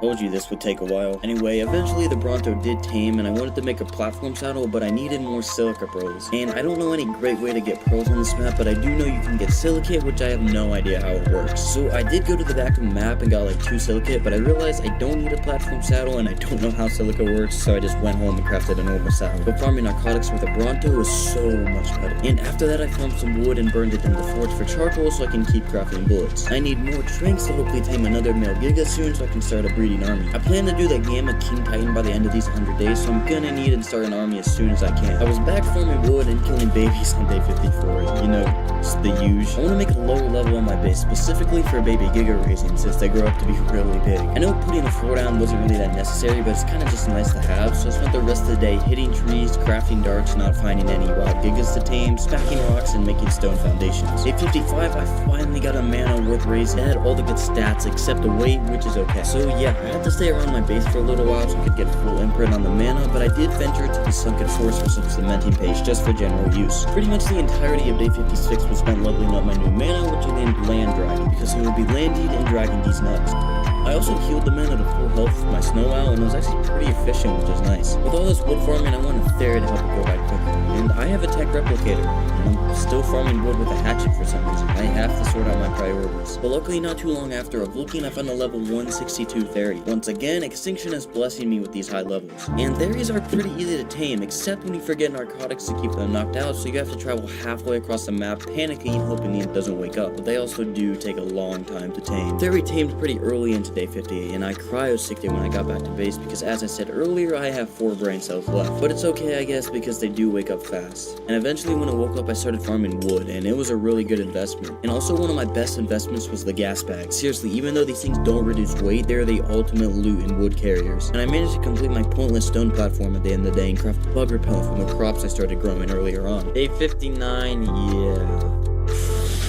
So So I tried taming a mantis with woolly rhino horns that I'm just now realizing I forgot to show me getting them. And not only did that mini rock golem throw a rock at me, I can't actually tame the mantis because they are cave creatures. So yeah, I'm feeling pretty stupid right now. Anyways, I then took my rage out on a wild car that was blocking Giga spawn. And note to myself and to all of you, don't fight wild Gigas, like, ever. I thought I could kill a level 6 with ease, but my Giga actually ended up nearly dying because of the bleed effect. Seriously, my level 315 Giga nearly died to a level 6, but at least I got a Giga heart. An OSD fell right from the sky in front of me on day 60, but it was blue, and I'd say I'm above needing to do blue drops right now. And then I really spent the entirety of day 60 looking for a male Giga to tame. And towards the end of the day, I actually grabbed all that I need to actually tame the Giga, so what happened last time doesn't happen again. And while I was looking for a good Giga to tame on day 61, I spotted a yellow OSD below the giant ribcage. This, in my opinion, is one of the best places to do an OSD or element vein, since it's all flat around it, so no dinos can literally jump on top of you. So I returned to my base and healed up my Giga because I was still in life support with the encounter from the wild level 6. And I didn't really have any major problems with this OSD this time around. I brought like 4 velos that weren't really killing anything anymore. They were kind of just a distraction for the corrupted dinos to attack instead of the drop. And when my mana could no longer take down everything with ease, I just threw up my Giga and went to town. I honestly think I did more damage to the drop by accidentally biting it than corrupted dinos did to it. And here's what I got. And also, it must have been my lucky day because I went back to searching for a Giga and there was a level 162 basically waiting for me. Thought I had everything to successfully tame it on me. So I trapped it and started shooting it with tranks. Notice how I said I thought I had everything I needed to successfully tame the Giga. Yeah, it turns out I don't have like any narcotics to keep the Giga asleep. So I had to return to my base and farm hundreds of narcotics and trank darts. And I spent the rest of the day shooting the Giga with more darts because it definitely lost a lot of torpor in the time that I was gone. Day 63 and the Giga actually knocked out way faster than I thought I would. I guess it actually didn't lose that much torpor when I left render distance. And I spent like 10 minutes waiting for the tame and it came out almost identical to my first Giga, so I'm not gonna spend any time trying to get a perfect breeder set. Anyways, I started incubating the first egg when I returned to my base, but it needs over half an hour to hatch. Once I get a decent supply of these eggs, I'm gonna start doing a few mass hatchings because I simply just can't hatch eggs when they take half an hour to hatch. So while I was waiting for the egg to hatch, I did some organizing around the base and farming some electronics and element dust with my RG and Dota. Day 64 was pretty much all spent raising my baby Giga, and imprint on these guys are insane. I crafted a primitive mech on day 65. I had pretty much everything at my base I needed to craft it, so I didn't really have to farm anything besides it for corrupted nodules for like the millionth time. And I named the mech Optimus Prime because the Transformers franchise is the best movie franchise, and I don't care what you say about it. Anyways, the rest of day 65 was spent getting the final 2 imprints on my Giga and healing it to a somewhat decent HP, and then going out into the wasteland to power level it as well as farm corrupted nodules. I started incubating 4 Giga eggs on day 66, and this is just an announcement. From now on, the whole time I'm doing stuff, my Gigas are breeding and breeding on cooldown, so I was basically producing Giga eggs every day for the rest of these 100 days. And after that, I crafted 4 fridges because I need more storage for spoilables. And even after that, I got to splitting meat to spoil and farming narco berries and tinto berries for medical brews. I honestly completely forgot about medical brews. I haven't really needed them so far. I also crafted more feeding troughs because baby Gigas go through raw meat faster than I disappear after uploading. I had the 4 Gigas hatch on day 67, so that also meant I spent the whole day at my base. I know that all of these Gigas are likely gonna die in the King Titan fight, and I could just give them a little bit of food and let them grow without imprint. But 100% imprint gives these guys like an extra 12k health, which might actually allow them to survive another hit or two, so I'm gonna do it because who knows, that extra hit might be the difference of me failing or beating the boss. I found an element vein with 25k health, and I need more element to craft literally anything tech right now, so I'll give it a try. I actually completed the element vein on day 69, and it was actually really easy. I didn't even need to use my Giga, and while I was harvesting the vein, I did get attacked by Corrupted Reaper, but since my mana is an absolute unit, I took it down with ease and got just above 300 elements. So it was a lot better than 10k veins and very much worth doing. But honestly, if I find one, I think I might be able to do a 50k vein. And that was the whole day, because even though element veins and OSDs are super boring, they take forever. When I returned to my base on day 70, I balled out with my new element and crafted myself a whole tech suit. And people ask me how I got this rich. I don't know, man, it's just a lifestyle.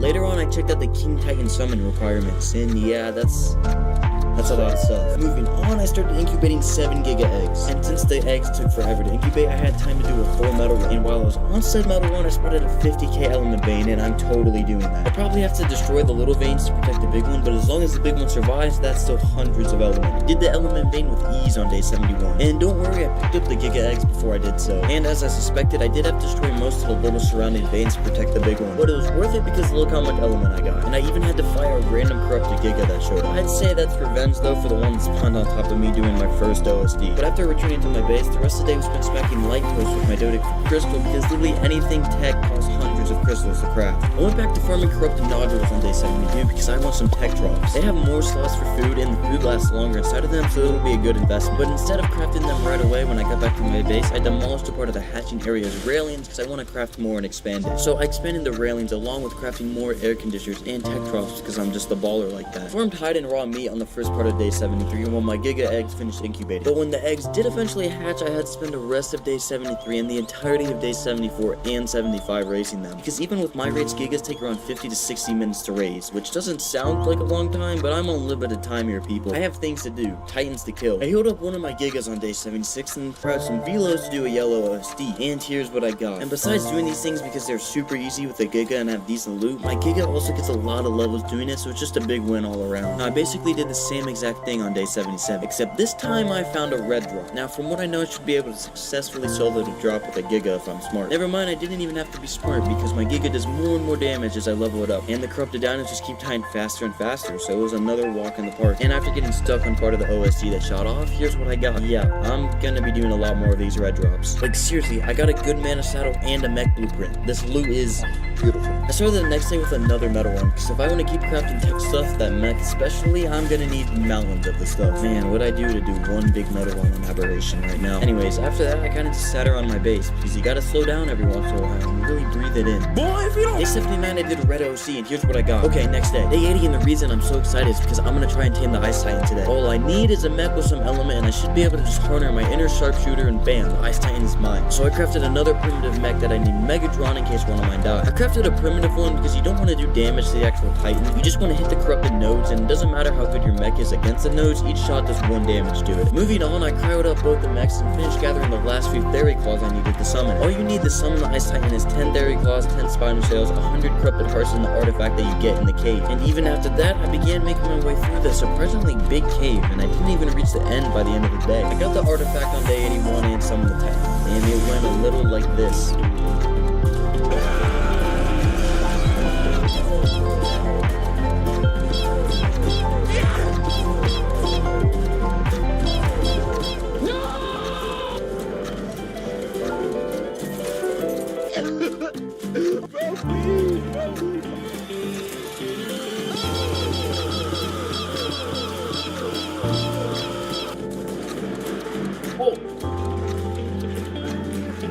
Meet Snuffles. Since I am the best Arc player ever, I managed to get an alpha variant on my first try, meaning it's as strong as it can possibly be. And good thing I brought 2 mechs as well, or Snuffles would have eaten me a while ago. Anyways, I got Snuffles back to my base and just kinda sat there and admired his size and strength. The King Titan is gonna stand no chance. Day 83 in the party isn't stopping now because I want to tame a Forest Titan. I figure if I can have an Alpha Ice Titan, an Alpha Forest Titan, and an army of Gigas, I would be easily able to whoop the King Titan. So anyway, I farmed the last few remaining corrupted hearts I needed and began clearing my way through the Forest Titan cave at the end of the day. I began taming the Forest Titan on day 84, and it was super easy because the Forest Titan is really slow and its attacks aren't really that threatening. But the thing was, it took 2 whole days of shooting to tame it. Maybe I was just missing a lot of my shots, but I had to dip into my element reserves that I used for my tech arm. I burned through over like 200 element, but luckily it tamed out an alpha, so it was worth it. Going back to the Forest Titan being really slow, I had to walk it out of the sunken forest, through the wasteland, and into the sanctuary at a basically penguin waddle speed. And now that more of half of my day was gone, I started doing a 25k element vein because you can never have too much element. But don't get too excited, because while I was almost finished with the vein on day 87, this happened.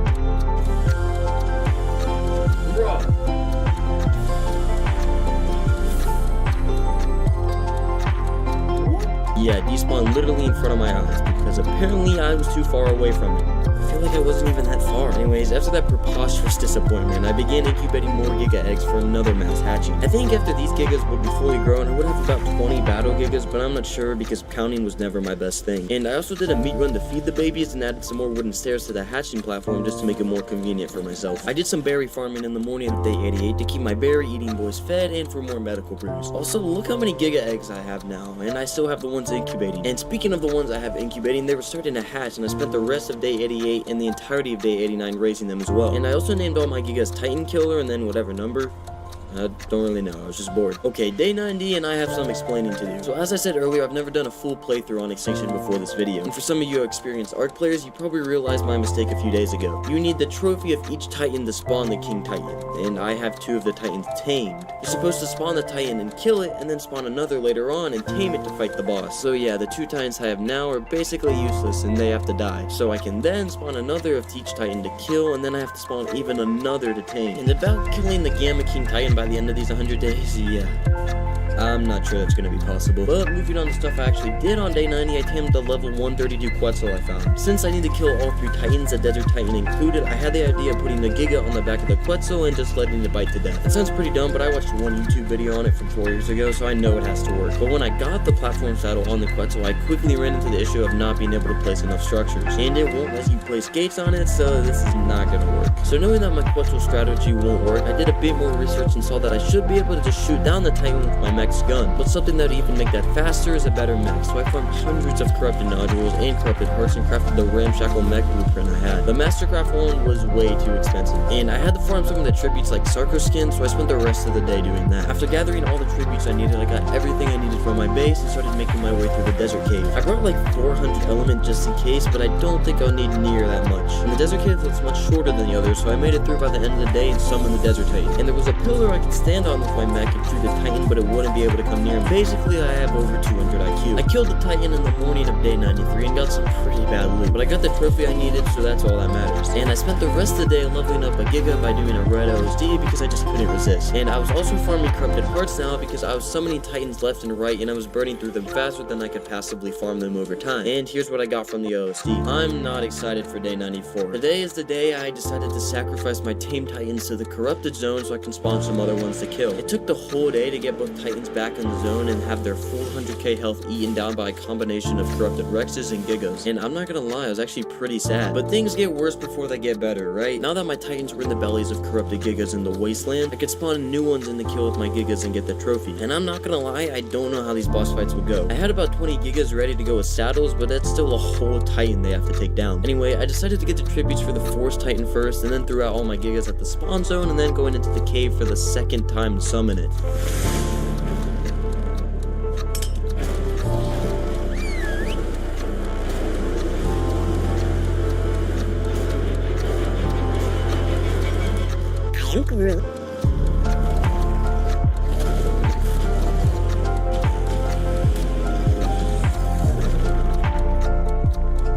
So yeah, that was way easier than I thought it would be, and turns out the combination of Gigas and boosted single player settings are really good. Well, after that easy fight, I crowded up all my Gigas and returned to my base to deposit the bad loot. And after that, I killed more Theres for their claws so I can summon the Ice Titan. But now, I have basically 0 corrupted hearts, so I spent the rest of the day killing corrupted dinos and most of day 97 doing the same. But I also did start another 25k element vein later in the day because I have to make a boss fight happen at the end of the video. And I'm kind of addicted to having element, kind of like Rockwell at this point. Day 98, and after harvesting my element and dropping it off from my base, I delivered my Gigas to the Ice Titan spawn and then began making my way through the cave. Seriously, this cave is massive and takes forever to get through. The size of it feels comparable to the size of Aberration. Day 99, and you guys know how this goes. I have to kill that Titan right there, and he can freeze my army, but I can't freeze him.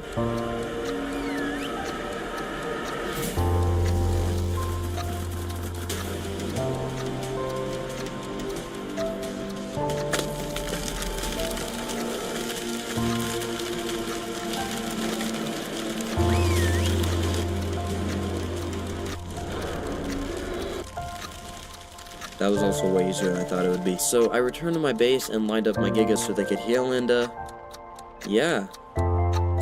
Day 100.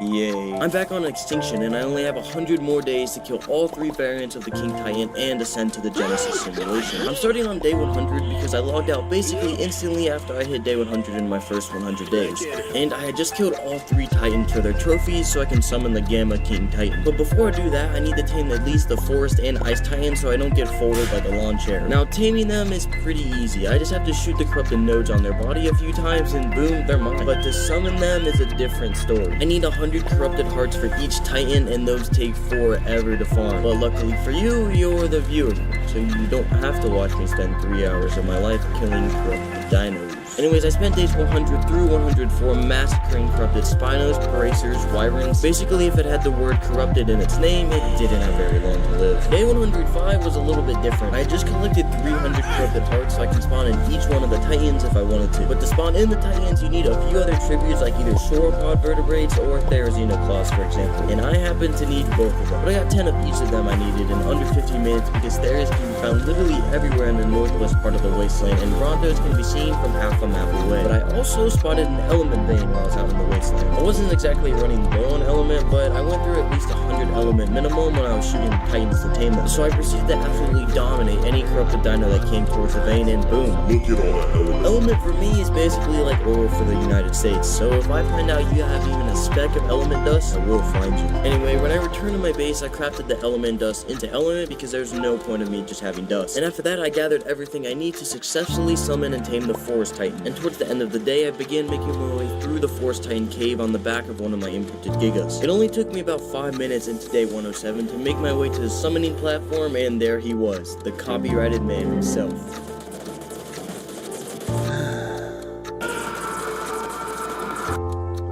Now, this may look bad, but this weird grass ability has pulled me off my mech many times before and nothing's happened. And Groot, I mean the Forest Titan, usually just kind of looks at you while this happens. So I had no worry in the world until his green, glutinous, gargantuan, grimacing, ghastly grappling tree ability plucked me from the ground like a 4-year-old finding an 8-month-old McDonald's french fry in the back seat. And I then proceeded to get spiked into the ground like a football. And to make it even better, I did not have a bed I could respawn at. But that doesn't matter, I guess, because I managed to run back to my base, get on my gas bag, and begin flying back to the sunken forest. I managed to get back on my mech in the morning of day 108, and I then managed to leave the Forest Titan away from my body, and I got my stuff. And turns out when you get thrown into the ground by a Titan, all your armor breaks, so it's not gonna be fun repairing my tech armor later. Anyway, the next 20 minutes were spent finishing the tame, and Groot was mine. Again, I had to spend like the first half of day 109 walking the Forest Titan back to my base. These Titans are super fun to fight with, but transporting them literally anywhere makes me want to eat chalk. But anyway, I still have to tame the Ice Titan. And the mech I was using to tame the Forest Titan did get hit a few times, so I'm gonna craft a new one. You can't rapidly heal mechs with a snow owl for some reason. It might be because they're a hunk of metal, or who knows, maybe snow owls are just racist. Moving on, I crafted a new mech, grabbed a Giga, and began making my way through the Snow Titan cave, battling polar bears and yetis that do more damage than some bosses. Day 110 went a little bit like this. Kill, kill, kill, click, shoot, shoot, shoot, claim. And just like that, I have an Ice Titan. I actually don't mind moving the Ice Titan because it actually has a moving ability. Look at that vertical. With the 2 Titans, I need to fight the Gamma King Titan now tamed, and at my base, I ventured to the King Titan terminal to see what I actually needed to spawn in. And I had pretty much everything I needed except the Titanoboa Venom.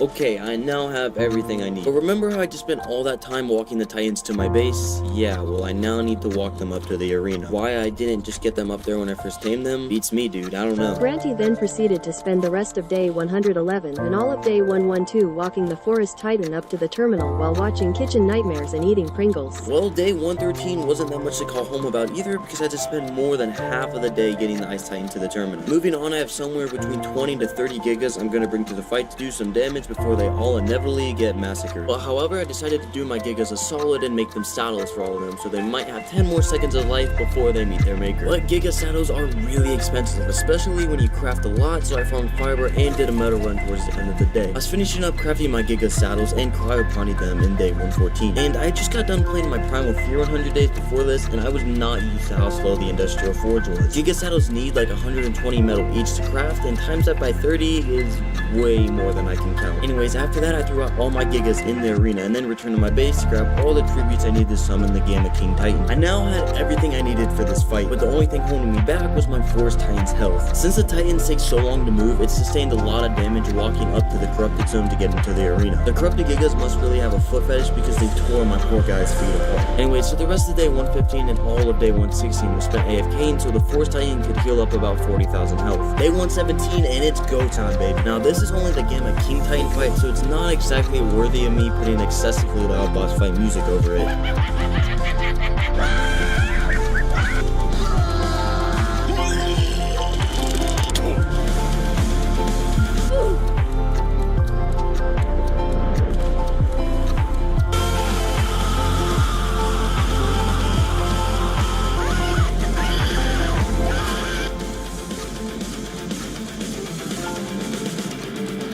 Baba Bowie.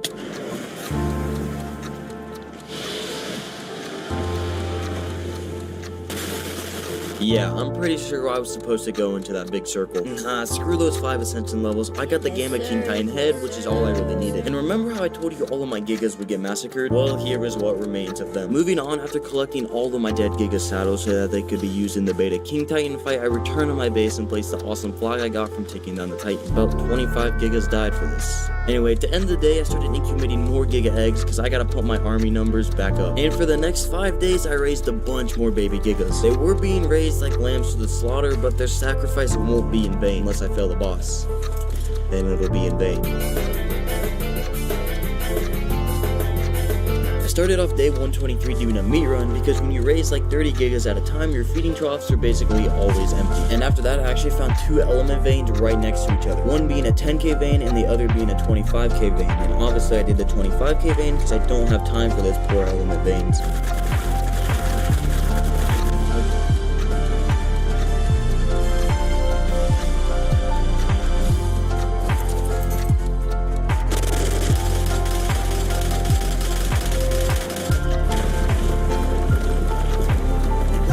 And now that I'm done with the element vein, I return to my base, and the metal that I had farmed finished smelting so I could craft a bunch of Giga saddles. And after that, I spent a little time saddling up all my Gigas and leveling them up a little bit. Now, since you all know I killed the Gamma King Titan, the next one for me to kill is the Beta King Titan. But one problem, I need Titan heads to summon it. So my Ice and Force Titan have to die so I can summon another Ice and Force Titan to kill them for their heads. And I'm gonna have to kill each Titan twice so I can have the heads for the Beta and Alpha King Titan fight. And even after that, I have to summon each Titan again to tame it to use against the King Titans. And I did the math. For me to spawn each Titan 3 times, then spawn the Beta and Alpha King Titan, I need over 1,000 corrupted hearts I have to farm. I literally made the same mistake in my first 100 days. I'm so stupid. Day 125 basically didn't exist because I just had to sit there while my Forest Titan slowly got its toes eaten away until its eventual death. Well, it's day 126 and knowing I have to farm over 1,000 corrupted hearts is basically putting me into a depression. But whining about it doesn't do anything.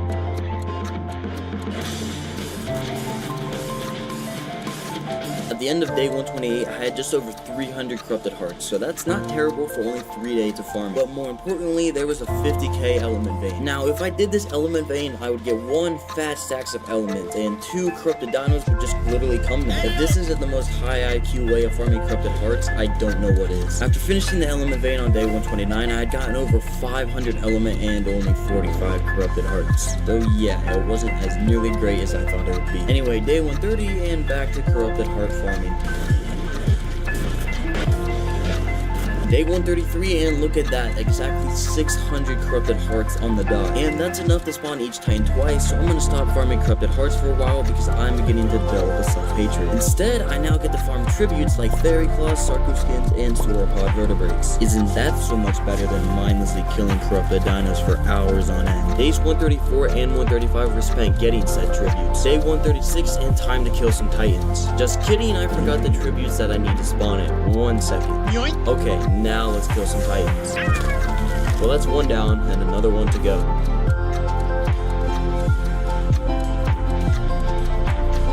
Okay, day 137 and I have the artifact.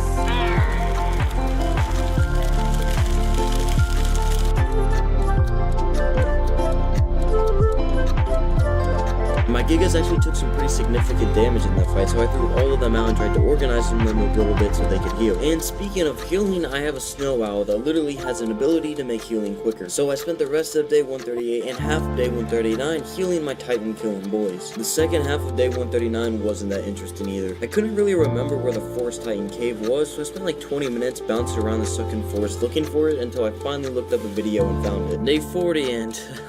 You're gonna want to sit back for this one. I had finally made my way into the cave where the artifact spawns, but it wasn't there. But after only waiting about 5 minutes, it finally spawned, but I quickly realized I didn't throw out my Gigas at the arena. So I had to fly back out of the cave, throw out the Gigas, and then come back into the cave. But when I was back in the cave at the terminal, I realized I grabbed the wrong tribute, so I couldn't even summon the Titan. So I had to fly out of the cave, throw out my mana, go back to base, get the right tributes, and come back in and do it all over again. And just to top it all off, I got Perlovia. I didn't die or anything, but it just kind of sucks when it happens. But no worries, because on day 141, the Forest Titan died faster than my Raptor. Anyways, I have to do that fight again, so back into the cave to get the artifact.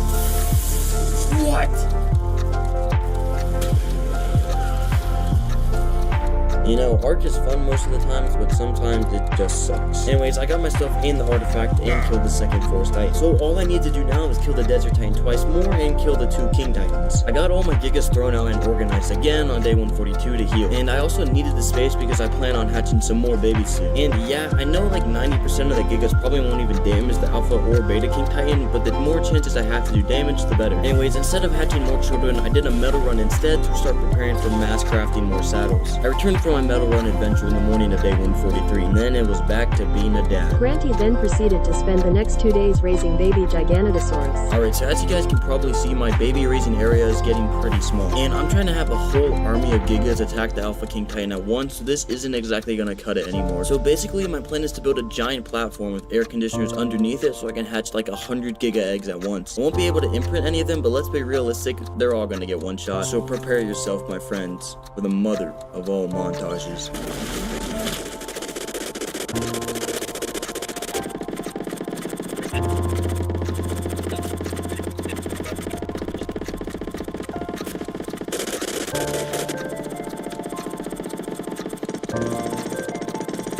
Day 154 and I'm not done constructing the hatching platform. I just can't bring myself to edit any more of that montage. Anyway, I started out the day going on a metal run in the wasteland because when you craft like 200 air conditioners, your metal stocks basically drop to 0. And for some reason, air conditioners also require crystal. But luckily, since Extinction has these lampposts that drop at least 400 crystal each swing, it was never a problem.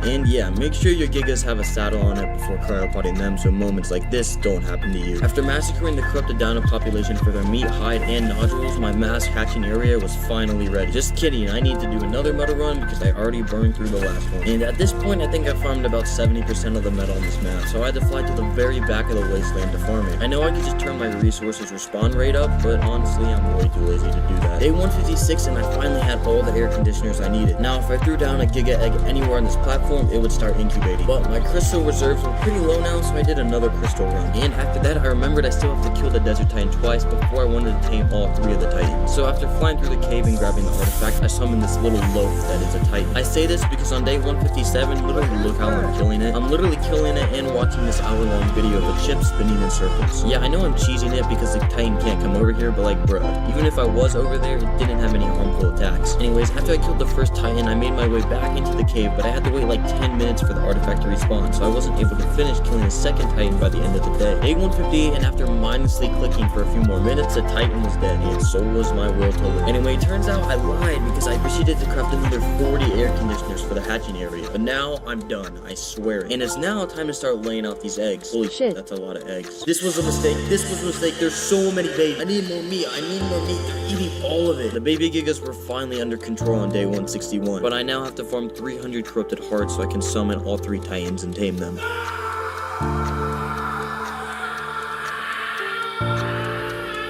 Day 166, and instead of farming corrupted hearts, I'm farming element. I'm gonna need a big chunk of element to tame the Titans again, and there was a 50k vein, so it was a match made in heaven. And I had also gotten this ascended pickaxe from killing one of the Titans, and it was insane for harvesting the vein. Day 167, I was farming Titanoboa venom. For some reason, you need 20 to summon the King Titans, which was actually really annoying. The snakes are really hard to find, and 90% of the time, they don't even drop any venom. And not to mention, they also spawn in the sulfur fields, which is always above 150 degrees Fahrenheit. I was back out killing corrupted dinos on day 168 for corrupted nodules this time. And believe it or not, I had actually lost like 3 of my mechs. I legitimately did not know where they were. I'd even lost the super good one that took like half the map's resources to craft. Anyway, I crafted another primitive mech. And then it was time to tame the Force Titan, which you all have seen a million times by now, so I won't milk it. But it seems like even the Force Titan knew what was going to happen because halfway through he kind of just gave up and stood there making it super easy for me to hit the corrupted nodes. But even with him making it super easy for me to hit the nodes, it still took like a third of day 169 to tame it. And I then had to spend until the morning of day 171 waddling up to the King Titan arena. This guy moved so slow, I was going insane. Later in day 171, I killed a few more Theres for their claws because it was now time for me to tame the Ice Titan. And I won't milk that either. I just had to fly around and shoot the Titan's corrupted nodes while it wasn't facing me. Day 171 172, I finished the tame and got the Titan up to the arena in only about 10 minutes. It really helps that I don't have to walk the Titan hundreds of meters out of the sunken forest and that the Ice Titan can jump. And after that, I began healing my Quetzal with my Snow Owl. I was gonna tame the Desert Titan. And the method I'm gonna use to tame the Titan is to sit under the Titan's corrupted nodes with the Quetzal and let its own lightning attacks damage them. But I needed a few more Sarkov skins towards the end of the day, so I did that. Day 173, I perched my Quetzal on a nearby pillar where the Desert Titan would spawn. I then made my way into the cave and had to wait like 10 minutes for the artifact to spawn in, and then boom, there he was. And the taming process is also super boring. You just have to follow the Titan around and hover under its nodes until it dies to the lightning strikes. And the process also takes a really long time because the entirety of day 174 was spent in the air hovering under the corrupted nodes. But day 175 and the Titan was all mine. And after I got the Titan out to the King Titan arena, all that was left for me to do was get my Gigas out there and farm corrupted hearts. I need about 600 total to summon both the Beta and King Titan, so basically I'm ready to jump off a cliff. I hate farming corrupted hearts. It's day 178 and I have everything I need. My troops are ready, I have all the tributes I need, and it's time to take down the Beta King Titan.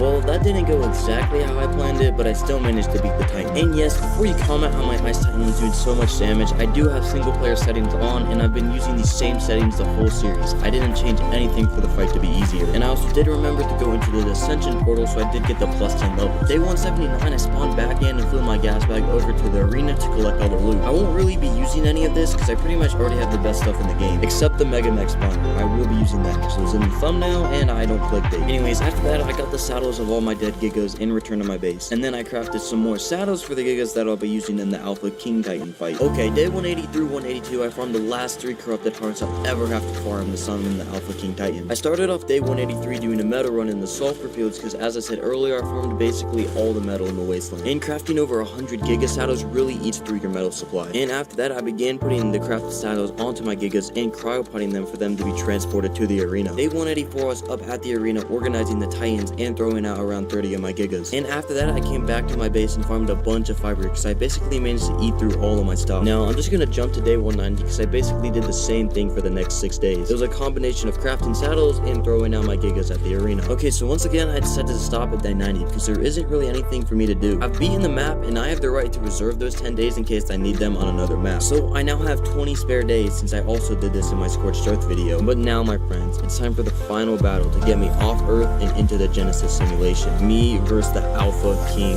Titan. As soon as the Titan was summoned, I tried to transform my 4 mechs into the Mega Mech, but I was too far from the Titan to do it. So I panicked and jumped onto my Ice Titan and tried whistling my army to attack it, but none of them attacked it.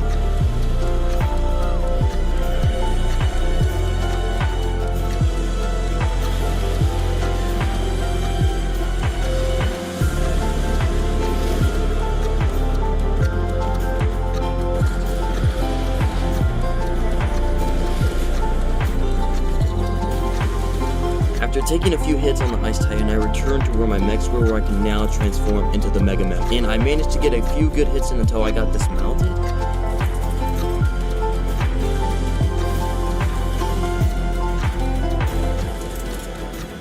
But it's okay, I got another one in before I got dismounted again.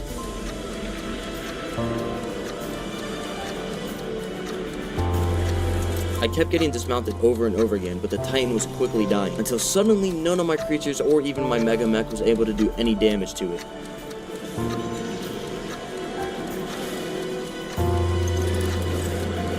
I was still getting dismounted over and over again, and I was progressively getting more and more mad. And on top of all that, my Desert Titan died. It was looking hopeless. None of my attacks were doing any damage. My Mega Mech was taking hit after hit, and I couldn't do any damage back. I was about to be defeated until one of my hits actually registered and killed it.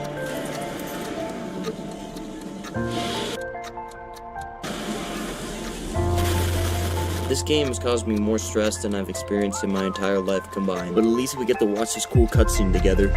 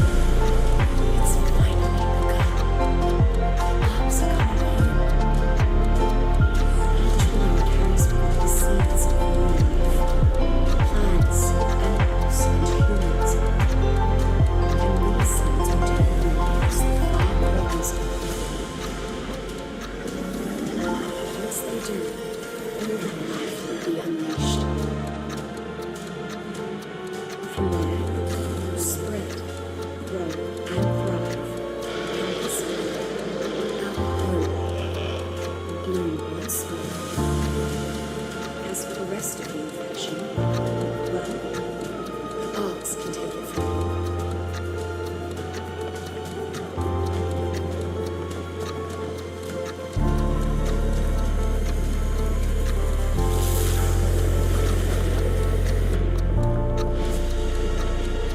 In time, you'll purge every last bit of defense. But make no mistake, this is all thanks to you. I'm just glad I got to see it. Look at that. The sun's rising.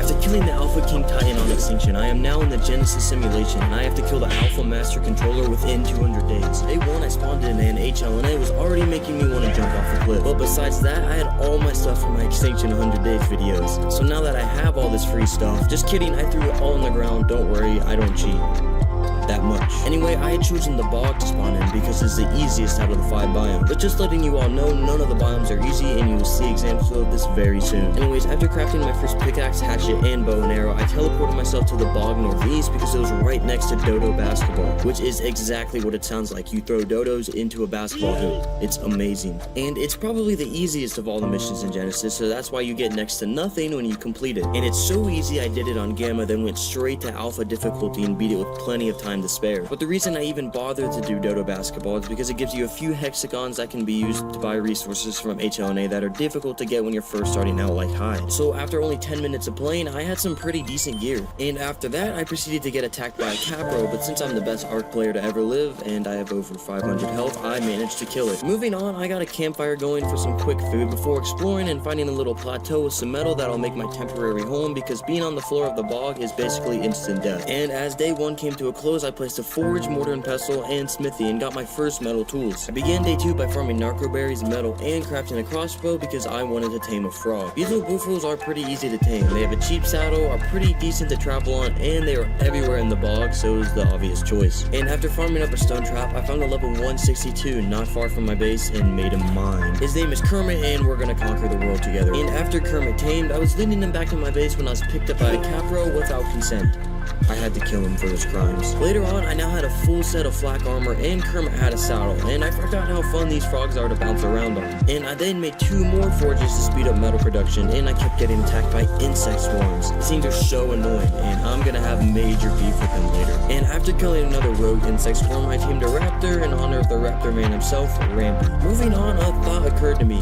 What's better than a Bezo Buffo? A Giga. But I won't be able to tame one of those for a while, so I decided I wanted a female frog so that they could breed and I could have an imprinted frog. And that's exactly what I did. I knocked out and tamed a level 156 Bezo Buffo, and they had weird froggy sex under the water. Day 3 started with a tragedy. I threw out the egg I got from the 2 frogs too high above the water, and it poofed out of existence. So after carrying out the fastest abortion of all time, I decided to play some Dodo basketball to ease my pain. Later on, I decided I was done getting poverty hexagon amounts doing alpha missions. So I decided to do Wave Race 64. It's basically just one more Mario Kart and Arc, but I did manage to do all 3 difficulties. And I got a decent amount of hexagons and a really good hazmat helmet. And later in the day, I did some more metal farming and bred my frogs once again for a baby that would actually hatch this time. And 3 minutes later, this little bundle of joy was brought into the world. I named him Squishy, and he was gonna be my best friend until he got eaten by baryonyx not even 5 minutes later. I guess I'm just not meant to have an imprinted frog. So I returned to my base at the end of the day, sad and depressed. Oh, and I tamed a Parasaur in the time between Squishy's birth and death, but he wasn't that important. Day 4, and I was tired of the bog. It's sad and depressing with all this rain and fog. And with all the death and destruction surrounding me, I decided I wanted a protector, and a perfect protector would be a Rex. More specifically, a max level Tech Rex from the lunar biome. So after farming taming equipment for about a third of the day, I was off to the lunar biome for whatever awaits me there. Do not go to the lunar biome. Repeat, do not go to the lunar biome. I was freezing to death while being attacked by tech monsters, and it was basically hell in space. Anyways, I made it to safely teleport back to my base. against, but I somehow decided, hey, maybe if I have fur, I'll be able to survive and tame a Tech Rex. And I decided to go back on foot this time, as the Bezo Bufo wasn't really doing that well in the low gravity. It was the worst decision of my life. I ended up on a tiny ledge with like 10 defense units trying to kill me with drones shooting me, but I somehow managed to teleport back to the bog, and yeah, I'm not going back to the lunar biome for a while. So instead, I decided to tame an X-Rex in the volcano biome. I then crafted and placed a fabricator to make canteens because there's basically no water in the volcano zone. However, I had to spend the rest of the day farming hexagon so I could buy obsidian to make polymer to make canteens, since organic polymer is way too expensive to buy. Day 5 was a painful day.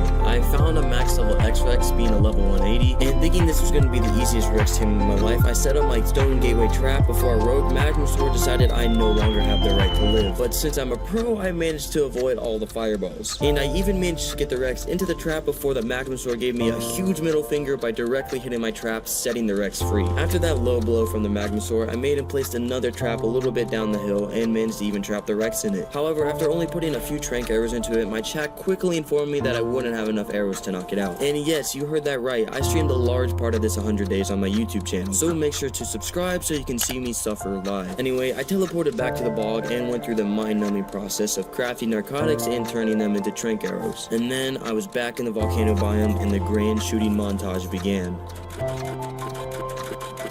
Day 6 and the Rex was finally out. I'm pretty sure I put over 300 trank arrows into this Rex. And if you didn't know, X variants of dinos take less torpor and damage, so they're basically just normal dinos but on steroids. And the Rex actually took most of the day to tame because I only managed to get 2 prime meat, so the rest of the tame was on raw meat, which is super slow. You can't really kill many big dinos that drop prime meat on a frog. Anyway, the Rex finally tamed and I instantly put it to great use when I was attacked when I teleported back to the bog. And when I returned to my base, I crafted the Rex a saddle and repaired my armor before committing many murders against random dinos in my path. And to end off the day, I began making my way towards the King of Swing mission, as I heard it was pretty fun and gave some decent points. Day 7, I started the Gamma King of Swing mission, even though a random Bezo Bufo tried to stop me. The King of Swing mission is pretty much the same as Wave Race 64, except this time you're just swinging around the bog on a Bloodstalker. And I completed the Gamma difficulty and it was really easy, so I did the Beta difficulty and finished with only 2 seconds left. So yeah, you can picture how the Alpha difficulty went. Psych, I just did the Alpha difficulty again, and